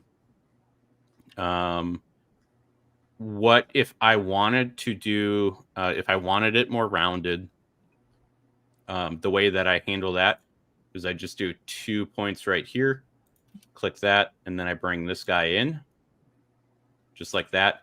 If I was smart, I will copy this, because I'm going to go back and I'll show you how to do that prior. So if you want it to be rounded, you should do it right away. So when you make the tatami, and I'm going to exaggerate it. So add that, round it, and bring that in. And then it would be the same thing. Just got to make sure I don't copy it. Otherwise, I'm going to have to redo it all again. And then that, weld it. Let's do run. And now you can see that both sides are perfectly symmetrical. It's got the round. And then I would just go through, knife it, and turn it into satin, and that whole shebang again. But I'll just paste that one back in. And then, so usually I'll do top rocker or bottom rocker. Doesn't matter. It's whichever, because I did the black object first or last. I ended here. So what I can do is, what I'd probably end up just doing is running up to the edge here. Kind of bouncing around. But I'm going to do this object here. I'm going to do this run to get to this part, and I'm going to resequence it that way. I'm going to grab this white one, duplicate it, mirror it vertically, and then I'm going to invert the y-axis value. And now it's at the bottom. It's perfectly symmetrical across 0. And if your artwork wasn't symmetrical, which I don't think this one was, or it was brought in a little bit, and yeah, this way, this is where you would see it. So like, it might be like that. If it's like this, well, then your artwork is just either not centered, it's not symmetrical. But because I mirrored it, it fixes it. So I try to fix a patch design unless if it's specifically designed that way. Most of the time, they mean for them to be symmetrical. They're just not. There is something I learned.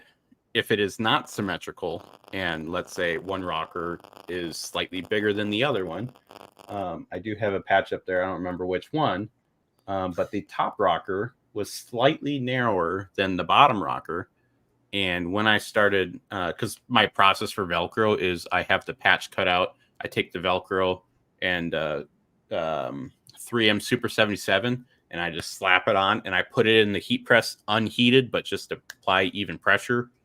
I think about half of those, the bottom rocker was on the top rocker. So when I went to sew it, it was the bottom rocker had not enough Velcro, and then the top one, it was exposed.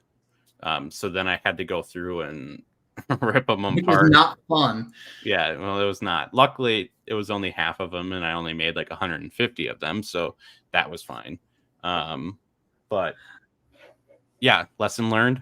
Pay attention to symmetry, and yeah. So another thing I got to worry about in this design is push comp, because this is going to push out probably. Oh yeah, and a thing I haven't even done is look at my densities yet. But so I'm going to bring this in a little bit.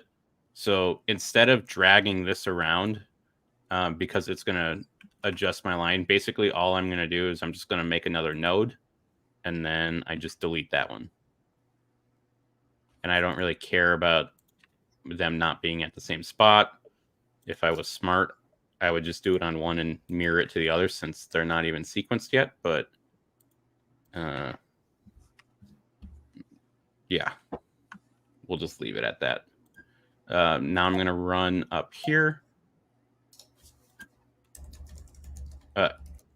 So I'm going to click this object. If you're watching over here, it'll do this run to get up to the white. And now I'm at that one. So I'm going to click the bottom one with control. I'm going to click this travel, and then the white, and then this black circle. And then I'm going to make them all black, and then resequence by selects.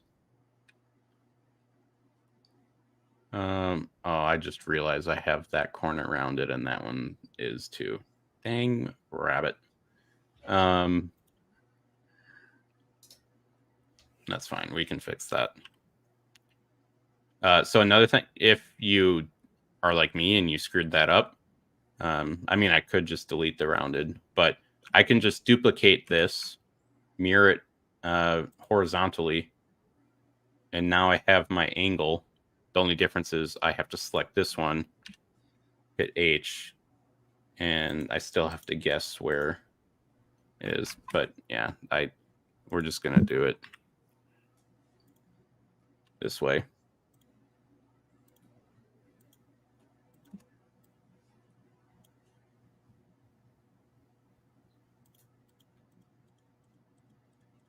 Come on. Clicky, clicky.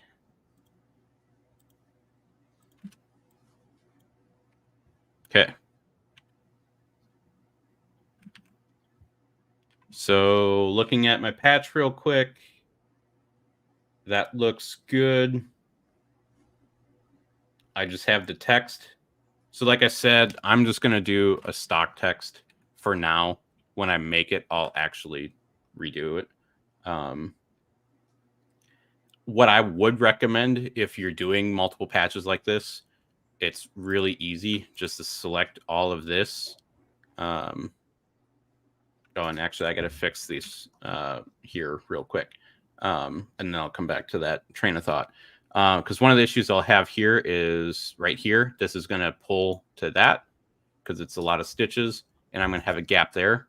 So usually what I do is I come really far out. The nice thing about that too is it gets a little bit thicker. So if you're cutting these with the scissors, it's a lot more rigid, and you just have a little less to worry about. Now, when I'm in this corner, I don't come close to that part there at all. Usually here I add in another. Oop, that's not what I wanted to grab. I kind of cut the corner a little bit, and then same deal here. This is brought down to just over half. And then I'll add a corner cut here, and I'll bring this one out because this is going to push out to about here anyways. Bring these up. I'll bring that back in. It's so minute, but... All right, man. I'm going to have to slip out. I got to go pick up the miner. All right. Well, I got 5 minutes left anyways, and that's probably about as much as I'm going to go. But okay, I'll see you, Jeff. All right. I'll close it out. So I just duplicate this real quick. I'm going to flip this down. So now that Jeff left, I apologize if I don't catch the comments, because it's a lot to run, everything all at once. But let's see. So I got that one. Oh, I got to put that in the right spot. So I think it was this shape. Yep. So this one, and I'm just going to click that and resequence, because now it's going to do this shape, that one. There's an unnecessary trim there. Bring that over there. It's going to run up all through there. Okay. So because I'm so particular about symmetry, because I know that my borders and everything are all great, I don't have to worry about the push and pull comp on this one, because it just matches the top one. So now to get back to what I was going to mention, what I highly recommend is, especially with a design like this, it's very easy just to go through and copy all of this. So if I create a new design, you can see that it actually brings in all my little color squares. That's for another reason as well. But now I have this template that I can use. Makes it really easy. And then as I build different ones, I can save these. I don't actually save them. I just kind of think, so which patch, I have a whole patch board. I can look at, okay, that one's pretty close. I can find the design file and rip it out, and now I have it. But that is rambling. So let's get back to the text. And same for the text. Then I just go through, I grab one. I might have to tweak the angle a little bit, but we'll see. Okay, I got to type around a microphone, so that's fun. Draconis.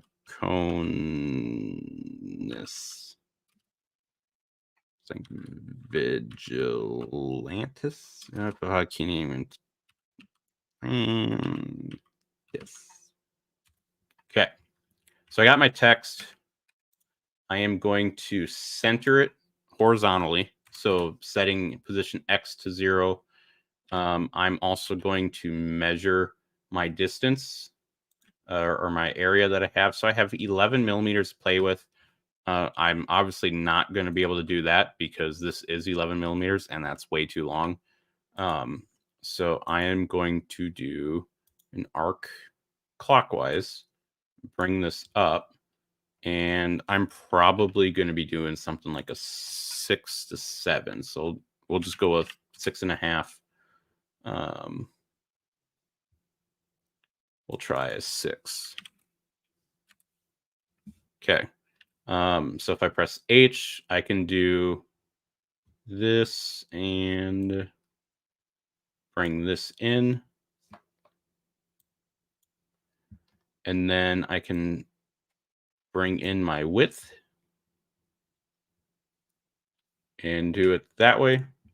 One thing, I don't like that big gap between the words, so I can come over to my spacing and I can bring that down. We're going to just quickly put in a 2. Just like that. And then I am going to increase my letter spacing because it gets a little tight there. Which is then going to do the opposite.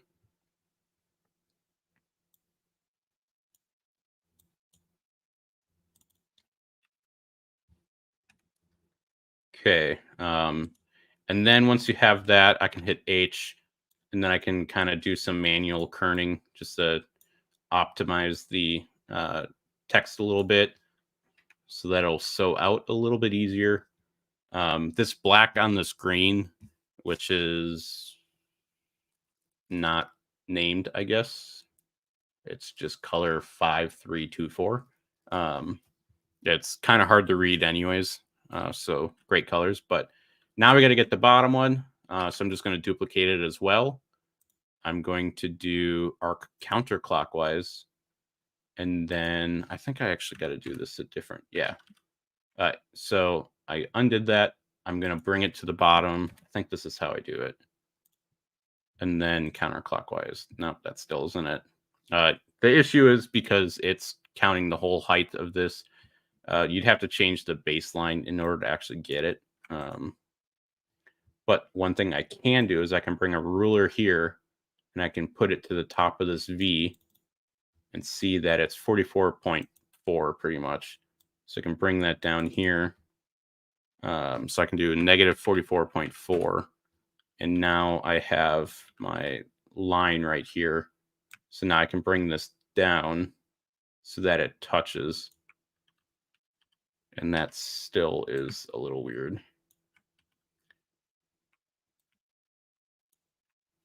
The issue is going to be that I'm going off the top of the V, but now my bottom for this one is the G. It's not in the right spot. So, but I can fine tune that after. And it's a much smaller or less letters anyways down here. So 12th X.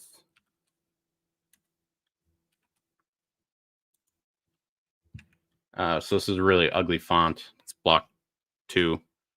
I could go through, pick a better looking one. That is not going to sew well, but we're just going to leave it block 2. And that is, I think, what I'm going to go with for now. So I'm going to look through some of the comments real quick. I don't know where we left off. I guess I know Jeff left at 55 minutes, so 5 minutes ago. So that would put Ramona saying, thanks, Jeff. Whoa, something happened. Ramona saying, thanks, Jeff. Also saying that I do great patchwork. Appreciate it. It's all I do. So I don't have to worry about left chest or anything, what most embroidery people do. So don't ask me for help on that. I will refer you to a Digitizing 911 with led by Jeff and Justin. And then Ramona saying, in your color swatches on the other page, they were military proof colors, makes it easy to pull and match. So that is actually, that is indirectly how that worked. I'll talk about that really quick because I think it's a very particular reason. That was Edge. Okay. So whenever I create a new design, it has these 15 colors. And basically what it's doing is it is making sure that each of these colors down here, which is the same colors I have on all my machines, other than 1 and 13, 14, 15 are the colors that I change. The rest of them are always the same. So if I grab a design, so actually this is the perfect one. You'll notice how these colors are not the same. This was done before I had this method. So now let's say I want to take this design and I want to run it now. All I have to do is copy everything from this one, paste it in here, and now I can go through and I can it will not put the colors that I just copied in, and it'll keep the colors on the bottom that I have on my machine. So now if I had a different color, I don't know how to describe it. If I didn't have, actually, I can do it this way. If I delete all of these, and I might have to recopy it. If I paste it, it should screw up all my colors. And it did. But because some of the colors were right, it works. So you notice how the first one changed green. I don't like that because when I send it to like my Tajima, it changes all the colors on the screen. So I don't like that. So the way I did it is I set it up once with all of my colors and just a square. And then you go up and you save as a template and you save it as your normal. So now whenever you create a new design, it loads that normal template, whatever's in there as far as settings, all your favorites and everything. That is how that works. So if you want more favorites or different favorites, you create a different template with it. And what's also nice is then when you reinstall or move to a new computer, you just you can go and copy those favorites or the template. That's not what I want. Save as template. You just copy all of these files into your new install, and everything's back. Templates are also really nice because I can go through new from template, not new design. And you'll see if I do a pen tab, it gives me this. So this is just a blank pen tab. So these little guys, I have one somewhere, but whatever. They're tiny 1 inch by 2 inch. And all I got to do is just put text on it and I'm done. So it takes me 30 seconds to make a design for someone. And this I sell for $10. So that's the way I do it. Or I can also do new from template, and I have one for all my name patches. So then I just come in here and it says change me, and then I just do Billy Bob, and you'll notice how it changes it for both because they always buy two, makes it easy. And then another one, I'm going way off topic, but duty identifier tab. Here's another one. I thought that I had the background, but yeah. And then all I do is I just change this to, I don't know, EW. Okay, that was a bad one. Because I have, what do I have? There's,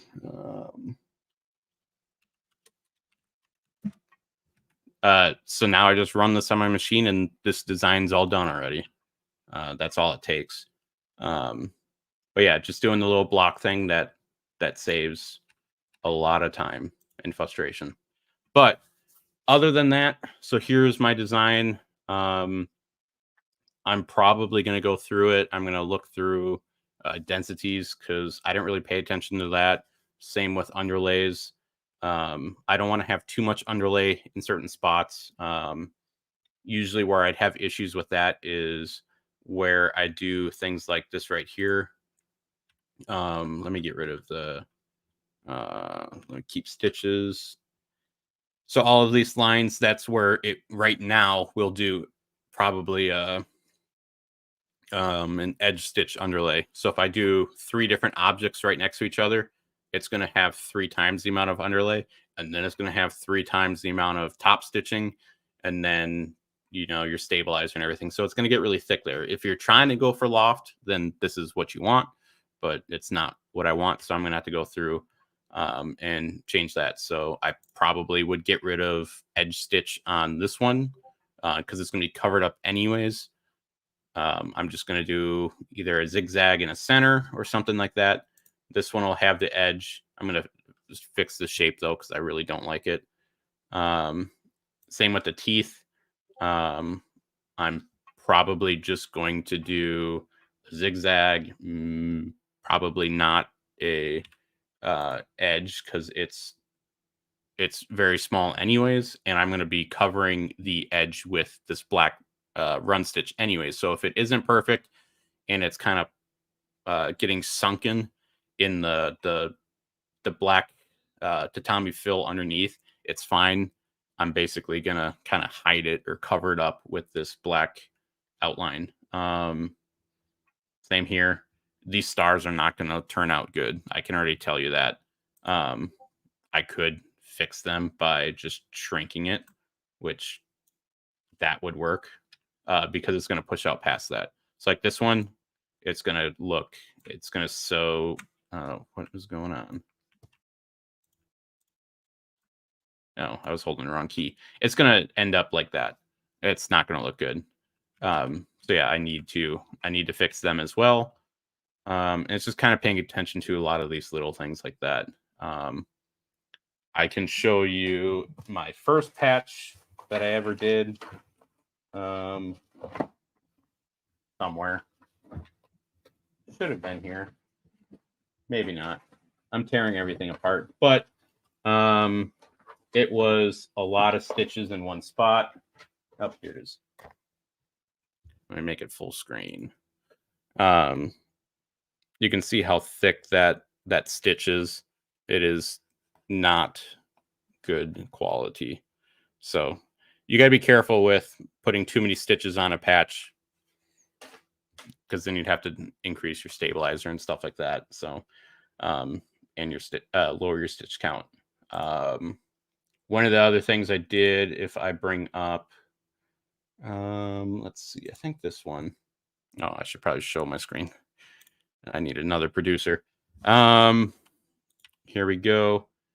So this is actually a perfect example. So this patch right here, this is going to be a 0.3 stitch density because that's the way I liked it back in the day. However, I don't like that anymore. So I actually do, I don't know why it's not letting me do it. But I can do this and that. And I'll increase it or well decrease the density to like a 0.5. So it reduces the stitches. It just makes it look cleaner. Same with the text. It's a 0.55. Normally by default, it's like a 0.3 or something. And you can see how much more it opens up. It's not very visible. Let me make it black. Oh, that.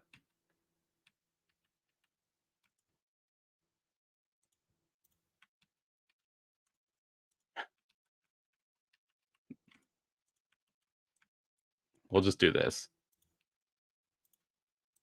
Yeah, that one's 0.5. That one is yeah, so it's adding a couple stitches. It looks so much better. It's just one of the things you got to play with.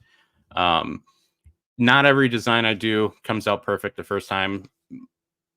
Spoiler, none of them do. Usually I have to redo it anyways. But I'll run the sample out, and in fact, I'll probably run the sample out with this basic text. Because while it's stitching, I can work on the actual you know, design or the text and get that ready. And by the time that's done, then I can rerun it with the text, and then I can also fix all the different pull comp issues that I see as I go. So just little tricks like making sure that you're making sure everything is symmetrical. It just really helps with pull comp, just making sure you get proper coverage and everything. So it's getting late. I'm getting hungry. So I'm going to pull up a couple comments real quick. Sorry, I just talked about this one here as far as why I was doing the blocks on a new design. So if you missed that, just go back a couple minutes and that'll be good. Sunrise saying like my workflow, and I'm really glad. Hopefully it helps people. And then I love how you use the run stitch instead of the satins. There are times where you'll use both. Or another nice thing is if you're doing an arc, you can follow. I know I'm getting a little distracted. So like I have this shape right here. I can keep running back and maybe not go all the way to the end. And I can just kind of keep opening this up and then not go as far. Again, I'm coming back and then close it just like that. I mean, this was a pretty big shape. So yeah, let me just shrink it. So I kind of created a variable width run stitch. And it's not going to be bulletproof on the ends. It's not going to be a lot of penetrations because there's a point here, a point there, and the other point is way back here. And I just kind of feathered it. So that's one way that I'll create a little bit of kind of a fake looking satin. But and then do I still get the same coverage? Gotta actually click it.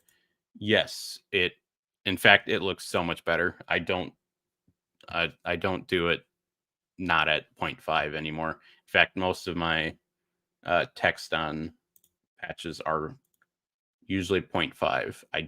I don't use a different needle. I don't use different thread. I do have 60 weight thread and 65/9 needles. I don't have a single one of them on any of the needle bars that I have. So I just loosen the density and it helps. But that's all I got for this live. Hopefully you guys enjoyed it. It was a lot of fun. Got me back into digitizing. Hopefully I can actually make this patch and give it to the person who paid me months ago for it. So thanks for, dealing with me. But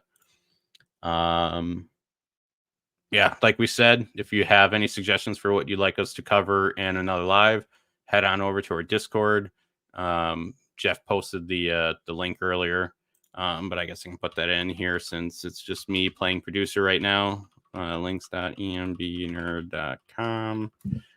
So at this link that's posting now, you can find us on all of our other social media. So whether it's Facebook, whether it's page group, and then we have Discord on there, YouTube, which hopefully you're watching on YouTube anyways, and Instagram, which is not really a whole lot on there, but whatever.